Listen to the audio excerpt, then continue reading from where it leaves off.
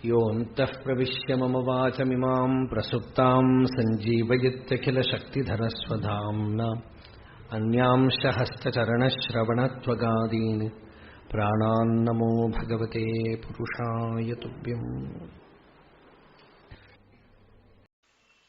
ഇന്നലെ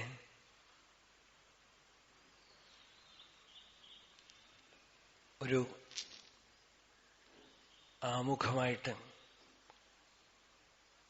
ആദ്യ ശ്ലോകം മുതൽക്കൊന്ന് അവിടെ എവിടെയായിട്ടൊന്ന് സ്പർശിച്ചു. ഇന്നലെ നമ്മൾ പറഞ്ഞു, ആത്മാനുഭവ സമ്പന്നനായ ഗുരുദേവൻ അരുവിപ്പുറത്ത് വന്ന് വളരെ ഫ്രഷായിട്ട് തന്റെ അനുഭൂതിയുടെ രസം നുണഞ്ഞുകൊണ്ട് എഴുതിയ കൃതിയാണിതെന്ന് ഓരോ പദവും വിളിച്ചോദനുണ്ട്. യോഗതലത്തിലൊക്കെ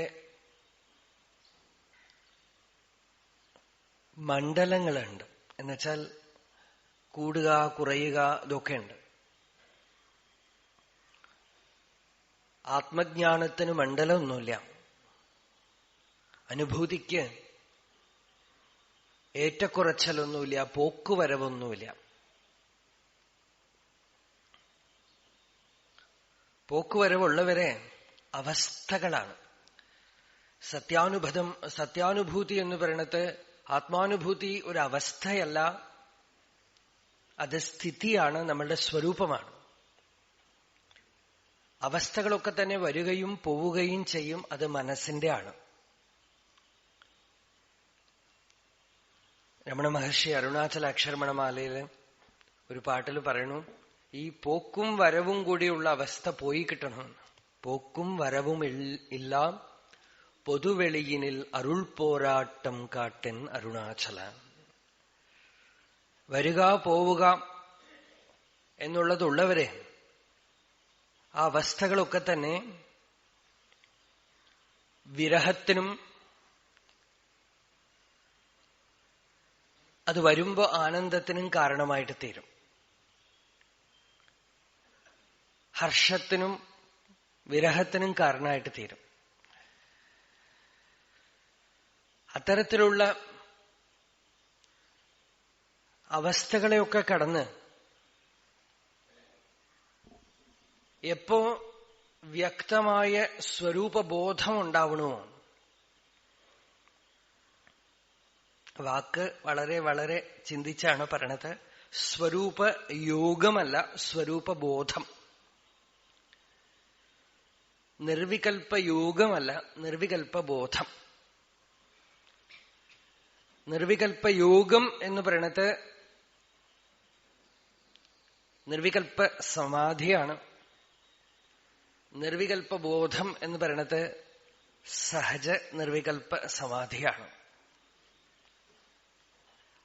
ഒന്ന് സമാധി ദശയിൽ മാത്രം ഉണ്ടാവണതാണ്, മറ്റേത് സമാധി ദശയിലൂടെ കടന്നുപോയിട്ടോ അല്ലാതെയോ പ്രത്യഭിജ്ഞ കൊണ്ട് ഉണ്ടാവണതാണ്. ആ പ്രത്യഭിജ്ഞ ഒരിക്കലും മാറില്ല. ഞാനതാണ് എന്നുള്ള അനുഭവം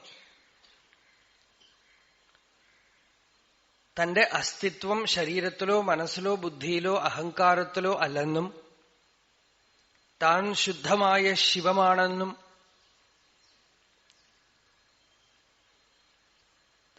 അവിടെ തന്റെ സ്വത്വത്തിന്റെ ദൃഢീകരണം ഉണ്ടായാൽ പിന്നെ അത് വിട്ടുപോവില്ലെന്ന്. തത്രാത്മത്വം ദൃഢീകുറുവൻ അഹമാദിഷു സന്ത്യജൻ ഉദാസീനതയാതേഷു തിഷ്ഠേത് ഘടപടാതിവത് എന്ന് വിവേക ചൂടാമണിയിൽ ഈ ഒരു ഘട്ടത്തിനെ ആചാര്യസ്വാമികൾ പറയണു. തത്രാത്മത്വം ദൃഢീകുറുവൻ അഹമാദിഷു സന്ത്യജൻ. ഈ അനുഭൂതിയിൽ തലങ്ങളില്ല എന്നുള്ളത് ശ്രീശങ്കരന്റെ ജീവിതത്തിലും രമണ മഹർഷിയുടെ ജീവിതത്തിലും നാരായണ ഗുരുസ്വാമിയുടെ ജീവിതത്തിലൊക്കെ ഒരുപോലെ നമുക്ക് കാണാം. ശ്രീശങ്കരൻ 8 വയസ്സില് ഗോവിന്ദ ഭഗവത് പാദരുടെ മുമ്പില് ചൊല്ലിയതാണ് ദശശ്ലോകി. നമുക്ക് ആ കഥയൊക്കെ പ്രമാണമായി എടുക്കാമെങ്കിൽ 8ാമത്തെ വയസ്സിൽ ഗോവിന്ദ ഭഗവത് പാദരുടെ മുമ്പിൽ ചൊല്ലിയതാണ് ഇത്രയും. ന ഭൂമിർ ന തോയം ന തേജോ ന വായു ന ഖം നേന്ദ്രിയം വാ ന തേഷാം സമൂഹ അനൈകാന്തികത്വാത് സുഷുപ്ത്യേകസിദ്ധസ്തദേകോ വശിഷ്ട ശിവഃ കേവലോഹം. 10 ശ്ലോകങ്ങൾ ചൊല്ലി 32ാമത്തെ വയസ്സിൽ തന്റെ കൃത്യങ്ങളൊക്കെ പൂർത്തിയാക്കി താൻ ശരീരം ഉപേക്ഷിക്കുമെന്നുള്ള ഘട്ടത്തിൽ പത്മപാദര് ചോദിച്ചപ്പോ അദ്വൈതത്തിനെ മുഴുവൻ സംഗ്രഹിച്ച് ഉപദേശിക്കണമെന്ന് ചോദിച്ചപ്പോഴും ഉപദേശിച്ചത് ഇത് തന്നെയാത്രയും. എന്നുവെച്ചാൽ 8 വയസ്സിലുള്ള ദർശനം 32 വയസ്സിനകത്തേക്ക് മാറിയില്ല.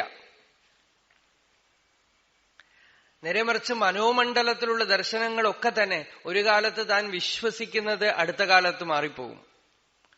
ഒരു കാലത്ത് താൻ ഒരു അവസ്ഥയിലിരുന്നു, അടുത്ത കാലത്ത് ആ അവസ്ഥ മാറിപ്പോകും. ഭൗതിക തലത്തിൽ ശാസ്ത്രത്തിന്റെ കണ്ടുപിടുത്തങ്ങൾ നമുക്ക് കാണാം. ഒരു കാലത്ത് കണ്ടുപിടിച്ചത് അടുത്ത കാലത്ത് തള്ളിക്കളഞ്ഞു പോകുന്നു. രമണ മഹർഷി 20ാമത്തെ വയസ്സിൽ ശിവപ്രകാശം പിള്ള എന്ന ഭക്തൻ ചോദിച്ചതിന് ഉപദേശിച്ച് എഴുതി കൊടുത്തതാണ് ഞാനാര് എന്നുള്ള പുസ്തകം. ആ പുസ്തകത്തിൽ എന്തു പറഞ്ഞിട്ടുണ്ടോ അത് തന്നെയാണ് 54 വർഷം അവിടെ ഉണ്ടായിരുന്നിട്ട്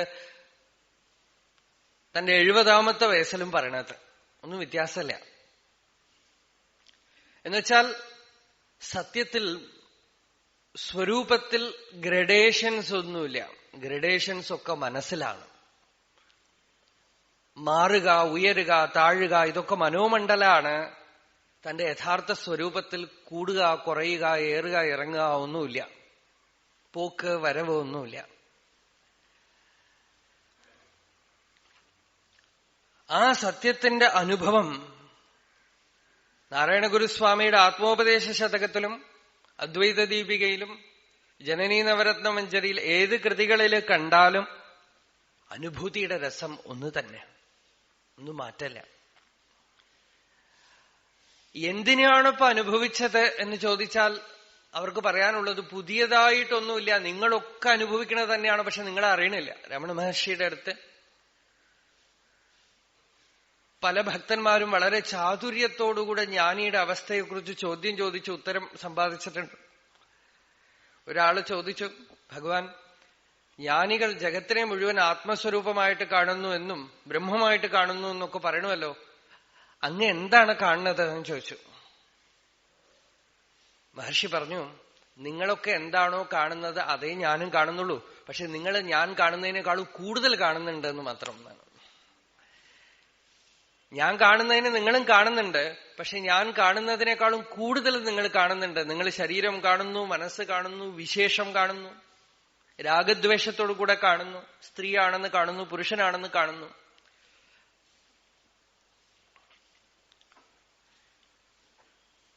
ആത്മാനുഭവം എന്ന് പറയണത് പുതിയൊരു അനുഭവമല്ല. വാസ്തവത്തിൽ നമുക്കുള്ള ഒരേ ഒരു അനുഭവം ആത്മാനുഭവമാണ്. ആത്മാനുഭവമേ ഉള്ളൂ. അത് പുതിയതായിട്ട് വരേണ്ട ഒരു അനുഭവമാണെങ്കിൽ വന്നിട്ട് പോയി പോകും.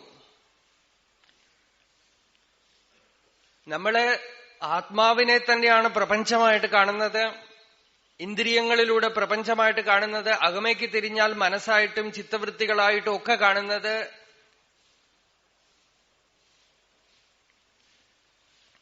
ഒക്കെ കലർന്ന് നിൽക്കുകയാണ്, കൂടിക്കലർന്ന് നിൽക്കുകയാണ്.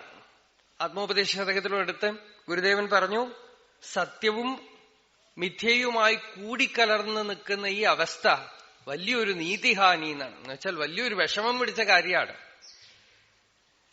ഹംസം പാലും വെള്ളവും കൂടി കലക്കി വെച്ചാൽ പാല് മാത്രം പിരിച്ചെടുക്കുമെന്ന് പറയും. അതുപോലെ പരമഹംസജനം, പരമഹംസന്മാര് ഇതിൽ നിന്നും ചിത്തിനെ മാത്രം, സത്യത്തിനെ മാത്രം, വസ്തുവിനെ മാത്രം വേർതിരിച്ച് കാണാനുള്ള ദൃഷ്ടിയുള്ളവരാണ്.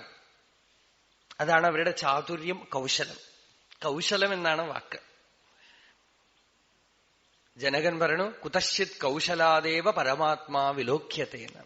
ഇത്രയും നേരം ഞാൻ ജഗത്ത് കണ്ടു, ഇപ്പൊ എന്തു സൂത്രം കൊണ്ടാന്ന് അറിഞ്ഞില്ല, പരമാത്മാ കാണപ്പെടുന്നു. കുതശ്ചിത് കൗശലാദേവ പരമാത്മാ വിലോക്യത്തെ ഏതാവന്തമഹം കാലം മോഹേനൈവ വിടംബിത. ഇത്രയും കാലം ഞാൻ മോഹിച്ചുപോയി, കണ്ടിട്ടും അറിഞ്ഞില്ലല്ലോ എന്നാണ്. ഇപ്പതാ ഏതോ ഒരു സൂത്രം, ഒരു കൗശലം കൊണ്ട് പരമാത്മാവ് കാണപ്പെടുന്നു, ഭഗവാൻ കാണപ്പെടുന്നു. അതുകൊണ്ട് നമ്മളിപ്പോ ഗുരുദേവന്റെ ഈ കൃതിയിലേക്ക് പ്രവേശിക്കുമ്പോ പുതിയതായിട്ട് എന്തെങ്കിലുമൊക്കെ അറിയാനാണ് എന്നുള്ള മോഹം വിട്ടുകളയാൻ വേണ്ടിയിട്ടാണ് ഇന്നലെ ആദ്യത്തെ ശ്ലോകമായിട്ട് എടുത്തത്. ഒരു കുറി നാം അറിയാത്തതൊന്നുമിങ്ങില്ല, ഉരുമറവാൽ അറിവിയില്ല. ഒരു കുറി നാം അറിയാത്തതിങ്ങൊന്നുമില്ല. ഒരു കുറി എന്ന് പറഞ്ഞതിന് സാധാരണ നമ്മൾ പറയണത് ഒരു പ്രാവശ്യം എന്നുള്ള അർത്ഥമാണ് പറയാ. പക്ഷേ ഒരിക്കലും നമ്മൾ അറിയാത്തതായ ഒരു വസ്തുവിനെ അല്ല നമ്മളിവിടെ അന്വേഷിക്കണത്.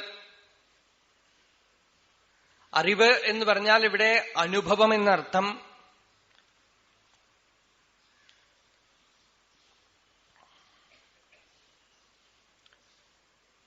നമ്മളുടെ സ്വത്വം എങ്ങനെയാ അറിയപ്പെടുന്നത്? നമുക്കൊക്കെ ഉറപ്പുള്ള ഒരേ ഒരു കാര്യം ഞാൻ ഉണ്ട് എന്നുള്ള ഒരേ ഒരു അനുഭവം മാത്രമാണ്. അതും അതിമനോഹരമായിട്ട് ഗുരുദേവൻ പറഞ്ഞു, അഹം ഇരുളല്ല ഇരുളാകിൽ അന്ധരായി നാം അഹമഹമെന്ന് അറിയാതിരുന്നിടേണ്. അഹം ഇരുളല്ല ഇരുളാകിൽ അന്ധരായി നാം. ഇവിടെ അഹം എന്ന അനുഭവത്തിനെ മാത്രമാണ് അറിവ് എന്ന് പറഞ്ഞത്. നമ്മള് കാണുക, കേൾക്കുക, മണക്കുക, രുചിക്കുക, സ്പർശിക്കുക, ബുദ്ധി കൊണ്ട് അറിയുക, മനസ്സുകൊണ്ട് സങ്കല്പിക്കുക, ഇതിനാണ് അറിവെന്ന് പറയണത്. ഗുരുദേവനാകട്ടെ അഹം എന്ന അനുഭവത്തിനെ മാത്രം അറിവായിട്ട് സമ്മതിച്ചുകൊണ്ട് ആ അറിവിലേക്ക് വരാൻ ആദ്യം ഈ ഇന്ദ്രിയ തലങ്ങളിലുള്ള അറിവിനെ കടക്കണമെന്ന് പറഞ്ഞുകൊണ്ട് തന്നെയാണ് ഇത് തുടങ്ങുന്നതും. അപ്പോഴാണ് അധ്യാത്മമാവണത്. അറിവിലുമേറി അറിഞ്ഞിടുന്നവൻ തൻ ഉരുവ്. ആ അറിഞ്ഞിടുന്നവന്റെ ഉരുവ് അഹമെന്ന അനുഭവം, ഞാൻ ഉണ്ട് എന്ന അനുഭവം, അഹമസ്മി എന്ന അനുഭവം, ഈശ്വരന്റെ അസ്തിത്വം അവിടെ വേണം അനുഭവിക്കാൻ. വേദമഹാവാക്യങ്ങളെ എടുത്താലും എന്താണ് ബ്രഹ്മം എന്ന് ചോദിച്ചാൽ ശ്രുതിയുടെ ഉത്തരം പ്രജ്ഞാനം ബ്രഹ്മ. ബ്രഹ്മം പ്രജ്ഞാനമാണ്. പ്രജ്ഞാനം എന്ന് വെച്ചാൽ പ്രകർഷേണ ഉള്ള ജ്ഞാനം. പ്രകർഷേണ എന്ന് പറഞ്ഞാൽ നമുക്കുള്ള ജ്ഞാനമൊക്കെ ഇന്ദ്രിയ ജ്ഞാനമോ ബൗദ്ധികമായ ജ്ഞാനമോ മനസ്സുകൊണ്ടുള്ള ജ്ഞാനമോ ഒക്കെയാണ്. ബുദ്ധിയുടെയോ മനസ്സിന്റെയോ ഇന്ദ്രിയങ്ങളുടെയോ കൂടിക്കലർപ്പില്ലാതെ സ്വയമേവ ഏത് പ്രകാശിക്കുമോ, സ്വയം പ്രകാശമായ ഏതൊന്നുണ്ടോ അതിനെയാണ് ജ്ഞാനമെന്ന് വേദാന്തികൾ സമ്മതിക്കണത്. അങ്ങനെ ഒറ്റ ജ്ഞാനമേ ഉള്ളൂ അഹം എന്നുള്ളത്. അതിനെ തന്നെയാണ് അനുഭൂതി എന്നും ശാസ്ത്രീയമായിട്ട് പറയണത്. ചിത്സുഖി എന്നൊരു വേദാന്ത ഗ്രന്ഥമുണ്ട്, വളരെ പ്രൗഢ ഗ്രന്ഥമാണ്. അതില് സ്വപ്രകാശ ലക്ഷണം എന്ന് പറഞ്ഞ് തന്നെ വിചാരമുണ്ട്. അതില് സ്വപ്രകാശ ലക്ഷണം പറയുമ്പോ അനുഭൂതി സ്വയം പ്രകാശ. അനുഭൂതി സ്വയം പ്രകാശമാണ്. എന്തുകൊണ്ട് എന്ന് ചോദിച്ചാൽ അനുഭൂതിത്വാത്, അനുഭൂതി ആയതുകൊണ്ട്. എന്തുപോലെ എന്ന് ചോദിച്ചാൽ അനുഭൂതിവത്, അനുഭൂതി പോലെ. ആ അനുഭൂതി എന്താണ്? അഹം എന്നുള്ളതാണ്, ഞാൻ എന്നുള്ളതാണ് ആ അനുഭൂതിയുടെ സ്വരൂപം. അഹം ഇരുളല്ല ഇരുളാകിൽ അന്ധരായി നാം അഹമഹമെന്നറിയാതിരുന്നിടേണം. സ്വബോധേ ന അന്യബോധേച്ഛാം ബോധരൂപതയാത്മനഃ ന ദീപസ്യ അന്യദീപേച്ഛ യഥാ സ്വാത്മപ്രകാശനെ. ഒരു വിളക്കുണ്ടെന്ന് കാണിക്കാൻ മറ്റൊരു വിളക്ക് വേണ്ട. അതുപോലെ തന്നെ ഞാനുണ്ട് എന്നറിയാൻ ഇന്ദ്രിയങ്ങളുടെയോ മനസ്സിന്റെയോ സഹായം ആവശ്യമില്ല. അങ്ങനെ ഒരു സഹായവും ആവശ്യമില്ലാതെ സ്വയം പ്രകാശിക്കുന്നതാണ് പ്രജ്ഞാനം. ആ പ്രജ്ഞാനം തന്നെയാണ് നിങ്ങൾ അന്വേഷിക്കണ ബ്രഹ്മം എന്ന് കാണിക്കാനാണ് രണ്ടാമത്തെ മഹാവാക്യം, അഹം ബ്രഹ്മാസ്മി. അഹം ബ്രഹ്മാസ്മി എന്ന് വെച്ചാൽ ഞാൻ ബ്രഹ്മം എന്നല്ല അർത്ഥം. അങ്ങനെ ആളുകൾ ധരിച്ചു വെക്കണ്ട്. ഞാൻ ബ്രഹ്മം എന്ന് പറഞ്ഞാൽ ബ്രഹ്മം നമുക്കറിയില്ലല്ലോ. ഞാൻ രാമൻ, ഞാൻ കൃഷ്ണൻ എന്ന് പറയണ പോലെ ഞാൻ ബ്രഹ്മം എന്നല്ല. ഞാൻ എന്ന് അനുഭവപ്പെടുന്നത് എന്തോ അതിന്റെ ലക്ഷ്യാർത്ഥം, അതിന്റെ സ്വരൂപം നമുക്ക് അറിയണത്. ബ്രഹ്മം അറിയില്ല. ബ്രഹ്മം എന്ന് പറയുന്നത് ഒരു വാക്ക് മാത്രമാണ്. ആളുകൾ പലപ്പോഴും ഈ വാക്കുകളിൽ പെട്ടുപോകും. ആത്മാവെന്നും ബ്രഹ്മമെന്നും ബോധമെന്നും ചൈതന്യമെന്നും പ്രപഞ്ചമെന്നും പല വാക്കുകൾ നമ്മൾ ഉച്ചരിക്കും. ഈ വാക്കുകളൊന്നും വസ്തുവല്ല. ഈ വാക്കുകളൊക്കെ വെറും സൂചനകൾ മാത്രമാണ്. അപ്പോ അഹം ബ്രഹ്മാസ്മി എന്നുള്ള മഹാവാക്യത്തിന് ഞാൻ ബ്രഹ്മം എന്ന അർത്ഥം പറഞ്ഞാൽ, ഞാൻ ബ്രഹ്മമാണെന്ന് പറഞ്ഞാൽ ബ്രഹ്മം എന്താ അറിയില്ല. അവരവര് ഭാവന ചെയ്തോളും എന്തോ വലിയൊരു സാധനമാണെന്ന്, അല്ലെ? അങ്ങനെയല്ല. അഹം എന്നതിനെ അറിഞ്ഞാൽ, ഞാൻ എന്ന അനുഭവത്തിനെ അറിഞ്ഞാൽ നമുക്ക് സാധന വളരെ എളുപ്പമാണ്. വേറെ ഒന്നും വേണ്ട. സർവവേദാന്ത ജ്ഞാനത്തിനും സകല ഉപനിഷത്തുകളും സകല പുസ്തകങ്ങളും ഇവിടുന്ന് മറഞ്ഞുപോയാലും ഒന്നും പേടിക്കാനില്ല. കാരണം അവനവന്റെ അസ്തിത്വത്തിന്റെ അനുഭവം ഉണ്ടല്ലോ, അതിന്ന് സകല ഉപനിഷത്തുകളും വന്നോളും. ശാസ്ത്രങ്ങളുടെ മുഴുവൻ യോനി അവനവന്റെ സത്താ അനുഭൂതിയാണ്, അവനവന്റെ സ്വാനുഭൂതിയാണ്, അവനവന്റെ അസ്തിത്വത്തിന്റെ അനുഭൂതിയാണ്. അതിൽ ശ്രദ്ധിക്കാൻ തുടങ്ങുന്ന മനുഷ്യൻ വളരെ വേഗം ഋഷിയായിക്കൊള്ളും. ഋഷിത്വം സിദ്ധിച്ചോളും അവന്. അതുകൊണ്ട് സത്യത്തിനെ തന്നിൽ അറിഞ്ഞ് അറിവിലമർന്ന് അപരത്വമാർന്നിടാതി അറിവിനെയിങ്ങറിയുന്നതെന്നിയേ താൻ പരവശനായ അറിവിയില പണ്ഡിതൻ തൻ പരമരഹസ്യം ഇതാരു പാർത്തിടുന്നു. പണ്ഡിതൻ എന്നൊക്കെ ഇവിടെ പറയണത് ജ്ഞാനിയെയാണ്, ജീവൻ മുക്തനെയാണ്. ആ ജ്ഞാനിയുടെ രഹസ്യം എന്താണ്? അദ്ദേഹത്തിന്റെ സീക്രട്ട് എന്താണ്? മഹർഷിയെ കണ്ടവര് ഒക്കെ മഹർഷിയുടെ ആ ഇരുപ്പിനെ കുറിച്ച് പറഞ്ഞിട്ടുണ്ട്. ഗുരുദേവനെ കണ്ടവര് പലരും എഴുതി വെച്ചത്, എനിക്കൊരു സങ്കടമുള്ളത് അതാണ്.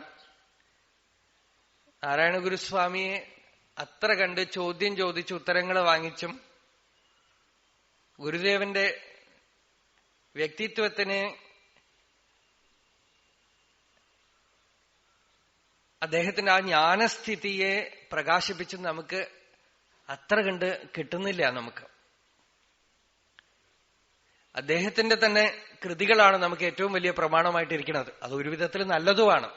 കാരണം അവരവരുടെ ഭാവന ചിലപ്പോൾ കലരും. എങ്കിലും നല്ല ഭക്തിയും ശ്രദ്ധയും ഉള്ളവര് കണ്ട് എഴുതി വെക്കുന്നതും ഒരു സുഖാണ്. നാരായണ ഗുരുസ്വാമിയെ എഴുതി വെച്ചവരുടെയും ചില കൃതികളിലൊക്കെ കാണാം എന്തോ ഒരു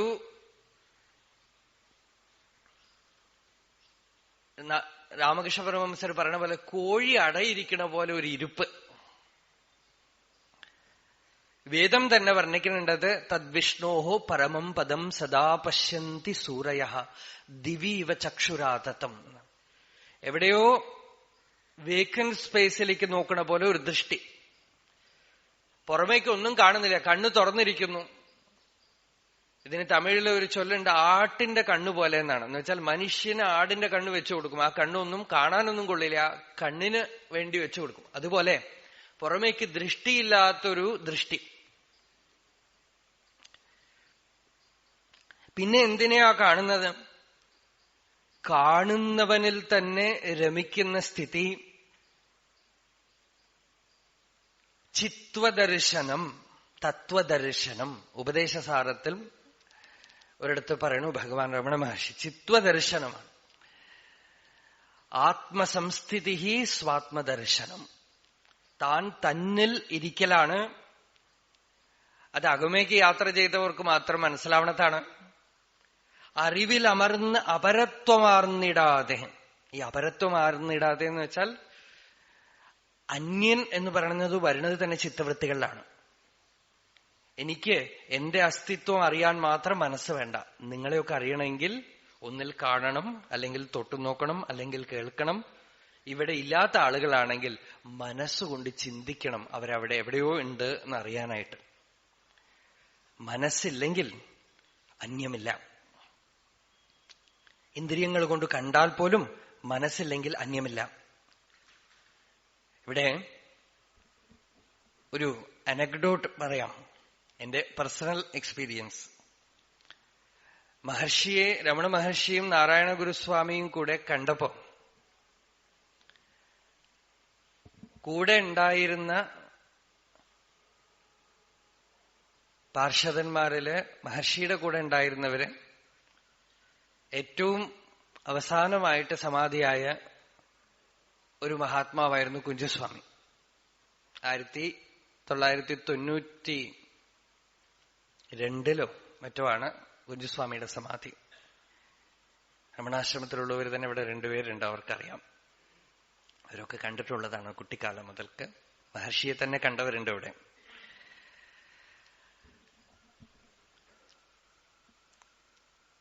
കുഞ്ചസ്വാമി തന്നെ എന്റെ അടുത്ത് പേഴ്സണലായിട്ട് ആ ഇൻസിഡന്റ് പറഞ്ഞിട്ടുണ്ട്. കുഞ്ചസ്വാമിയെ ഞാൻ കാണുമ്പോ അദ്ദേഹത്തിന് 90-നടുത്ത് വയസ്സായി കഴിഞ്ഞു. എങ്കിലും വളരെ ബുദ്ധി കുശലതയോടെ, മലയാളിയായിരുന്നു അദ്ദേഹം, പാലക്കാടുകാരനാണ്. നാരായണ ഗുരുസ്വാമിയുടെ സമാധിക്ക് മുമ്പ് ഇവിടെ വന്ന് കണ്ടിട്ടുമുണ്ട്. രമണ ഭഗവാൻ പറഞ്ഞിട്ട് നാരായണ ഗുരുദേവനെ വന്ന് കണ്ടിട്ടുമുണ്ട്. രമണാശ്രമത്തിന്ന് ചെറുനാരങ്ങയും കൊണ്ടുവന്നു എന്ന് പറഞ്ഞു. അപ്പൊ കുഞ്ചസ്വാമി ഇൻസിഡന്റ് പറഞ്ഞു. സ്കന്ദാശ്രമത്തിലാണ്, മലയുടെ മുകളില്, അരുണാചലത്തിൽ മുകളില് സ്കന്ദാശ്രമം എന്ന് പറഞ്ഞ് മഹർഷി 1922 വരെ അവിടെയായിരുന്നു. അവിടെ വെച്ചാണ് കണ്ടത്. കാഞ്ചീപുരത്തിൽ പോയിട്ട് വരികയായിരുന്നു. നാരായണ ഗുരുദേവന്റെ ചില ശിഷ്യന്മാർ ഇടയ്ക്കിടയ്ക്ക് മഹർഷിയെ കാണാൻ പോകുന്ന സ്വഭാവമുള്ള ചിലരുണ്ടായിരുന്നു. ഒന്ന് അമൃതനാഥ യതീന്ദ്രൻ, വേറെ 1-2 പേരുണ്ടായിരുന്നു. അവരൊക്കെ പറഞ്ഞിട്ടാണ്, മഹർഷികൾ എവിടെയും പോവില്ലല്ലോ, നമ്മൾ തന്നെ അങ്ങോട്ട് പോകണം എന്ന് പറഞ്ഞിട്ട് അങ്ങോട്ട് വന്നു എന്നാണ് കഥ. അവിടെ വന്നപ്പോ ഈശാന്യമഠത്തില് ഉള്ളവരാണ് നാരായണ ഗുരുസ്വാമിയെ നേരത്തെ അറിയുകയും അവിടെ കൊണ്ടുവരികയൊക്കെ ചെയ്തത്. അതിലൊരു ചെറിയ പയ്യൻ വന്ന് നമസ്കരിച്ചു. ഗുരുദേവന്റെ യോഗശക്തിക്ക് ഒരു ദൃഷ്ടാന്തോടെ ഉണ്ടായി. ഈ കുട്ടി വലിയവനാവും എന്ന് പറഞ്ഞു. ആ കുട്ടി പിന്നീട് ഒരു നല്ലൊരു തപസ്വിയായിരുന്നു, നടേശസ്വാമി എന്ന പേരോടുകൂടെ. വലിയ ഭക്തനായിരുന്നു. രമണ ഭഗവാന്റെ അടുത്തും വളരെ അടുപ്പുണ്ടായിരുന്നു. നല്ലൊരു യോഗിയായിരുന്നു അദ്ദേഹം പിൽക്കാലത്ത്. അവിടെ നിന്നാണ് സ്കന്ദാശ്രമത്തിലേക്ക് വന്നത്. സ്കന്ദാശ്രമത്തിൽ വരുമ്പോൾ ഉള്ള ഇൻസിഡന്റാണ് കുഞ്ചസ്വാമി പറഞ്ഞത്. സ്കന്ദാശ്രമത്തിൽ അഴിയിട്ടിട്ട് അകത്ത് മഹർഷി ഇരിക്കുന്നുണ്ട്. നാരായണ ഗുരുസ്വാമിയുടെ കൂടെ വന്നവര് 2 സന്യാസികളെ അകത്ത് ചെന്ന് നമസ്കരിച്ചു. നാരായണ ഗുരുദേവൻ പുറത്തുനിന്ന് നോക്കി, മഹർഷിയും നോക്കണുണ്ട്. ഒന്നും മിണ്ടിയില്ല. അവിടുന്ന് ഇങ്ങോട്ട് വിളിച്ചില്ല, അവിടുന്ന് ഒന്നും പറഞ്ഞില്ല. അവിടെ ഒരു ചുവട്ടിൽ, പുറത്തൊരു മരത്തിന്റെ ചുവട്ടിൽ ചെന്ന് നാരായണ ഗുരുദേവൻ അവിടെ ഇരുന്നു. ഒന്നും മിണ്ടിയില്ല. അത് കഴിഞ്ഞ് ഊണ് കഴിക്കേണ്ട സമയമായപ്പോ മഹർഷി പുറത്തു വന്ന് മലയാളത്തിൽ ചോദിച്ചു. നല്ലവണ്ണം മലയാളം പറയും. ഊണ് കഴിക്കാമല്ലോ എന്ന് പറഞ്ഞു. അപ്പൊ നാരായണ ഗുരുസ്വാമി തമിഴിൽ പറഞ്ഞു, മഹർഷികൾ പ്രസാദം സാപ്പിടലാം എന്ന് പറഞ്ഞത്. പക്ഷെ അദ്ദേഹത്തിന് പ്രത്യേകം തയ്യാറാക്കിയ ഭക്ഷണമായിരുന്നു. അത് കൊണ്ടുവന്നു. ഊണൊക്കെ കഴിക്കുമ്പോഴും ഒന്നും വർത്തമാനമൊന്നുമില്ല. അതില് ഊണ് കഴിഞ്ഞിട്ടാണ് ഒരു ഇൻസിഡന്റ് ഉണ്ടായത്. എന്താന്ന് വെച്ചാൽ, നമ്മൾക്കിപ്പോ നമ്മളുടെ വീട്ടിലേക്ക് ആരെങ്കിലുമൊക്കെ വരുമ്പോ, അതിഥികൾ വരുമ്പോ നമ്മൾ വരവേറ്റിട്ടില്ലെങ്കിൽ അവർക്ക് വിഷമം തോന്നും.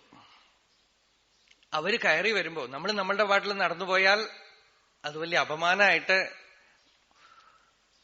തോന്നും സാധാരണ. പക്ഷേ നമ്മളുടെ വീട്ടിൽ കൊച്ചുകുട്ടികളുണ്ടെങ്കിൽ, ആ കൊച്ചുകുട്ടികൾ ആരെങ്കിലും വന്നാൽ ശ്രദ്ധിച്ചിട്ടില്ലെങ്കിലോ അവരുടെ വാട്ടിൽ നടന്നു പോയാലോ ആർക്കും ഒരു വിഷമം തോന്നില്ല, അല്ലേ?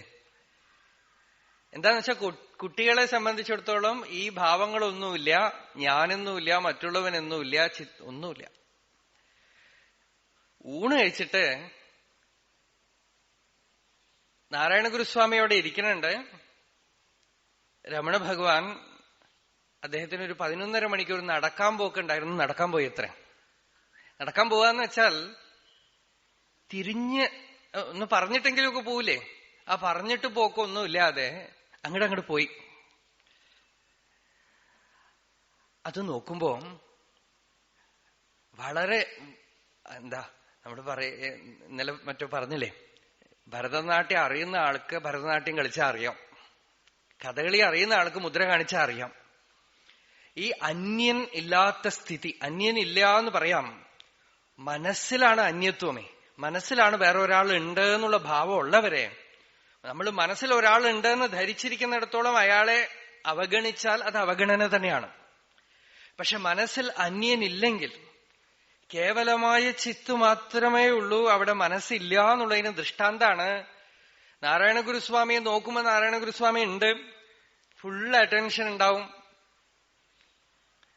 പക്ഷേ ഇങ്ങോട്ട് തിരിഞ്ഞാ ഇല്ല എന്നാണ് യോഗവാസിഷ്ടത്തില് ജീവൻ മുക്തന്റെ അവസ്ഥയെ പറയാം. കണ്ണാടിയുടെ മുമ്പിൽ നിൽക്കുമ്പോൾ പെർഫെക്റ്റ് ആയിട്ട് രൂപം പ്രതിഫലിച്ചു, ഇങ്ങോട്ട് തിരിഞ്ഞാൽ കണ്ണാടിയിൽ ഒന്നുമില്ല. മുമ്പിൽ കാണുമ്പോ ഉണ്ട്, ഇങ്ങോട്ട് തിരിഞ്ഞാ ഇല്ല, അവിടെ ആളില്ല. ലോകം എന്ന് പറയുന്നത് സൃഷ്ടി ദൃഷ്ടി എന്നാണ് പറയാം. ദൃഷ്ടി സൃഷ്ടിയോ സൃഷ്ടി ദൃഷ്ടിയോ ഒക്കെ ആവട്ടെ, സൃഷ്ടി ദൃഷ്ടി എന്ന് പറയുന്നത് സാധാരണ സൃഷ്ടിച്ചിട്ട് നമ്മൾ കാണുന്നു എന്നാണ്. യോഗികളുടെ അനുഭവം ദൃഷ്ടി സൃഷ്ടിയാണ്. അവിടെ കാണുമ്പോ ഉണ്ട്, കണ്ടിട്ടില്ലെങ്കിൽ ഇല്ല, അങ്ങോട്ട് തിരിഞ്ഞാൽ കഴിഞ്ഞു. പ്രപഞ്ചമില്ല. കാണുമ്പോ വ്യവഹാരത്തിനുണ്ട്, ഇങ്ങോട്ട് കഴിഞ്ഞാൽ അത് സൈക്കോളജിക്കൽ ഇംപ്രഷൻസ് ഒന്നുമില്ല. മഹർഷി നടക്കാൻ പോയി. അപ്പോഴാണത്രേ ഗുരുദേവൻ ഈ നിർവൃത്തി പഞ്ചകം എഴുതിയത്.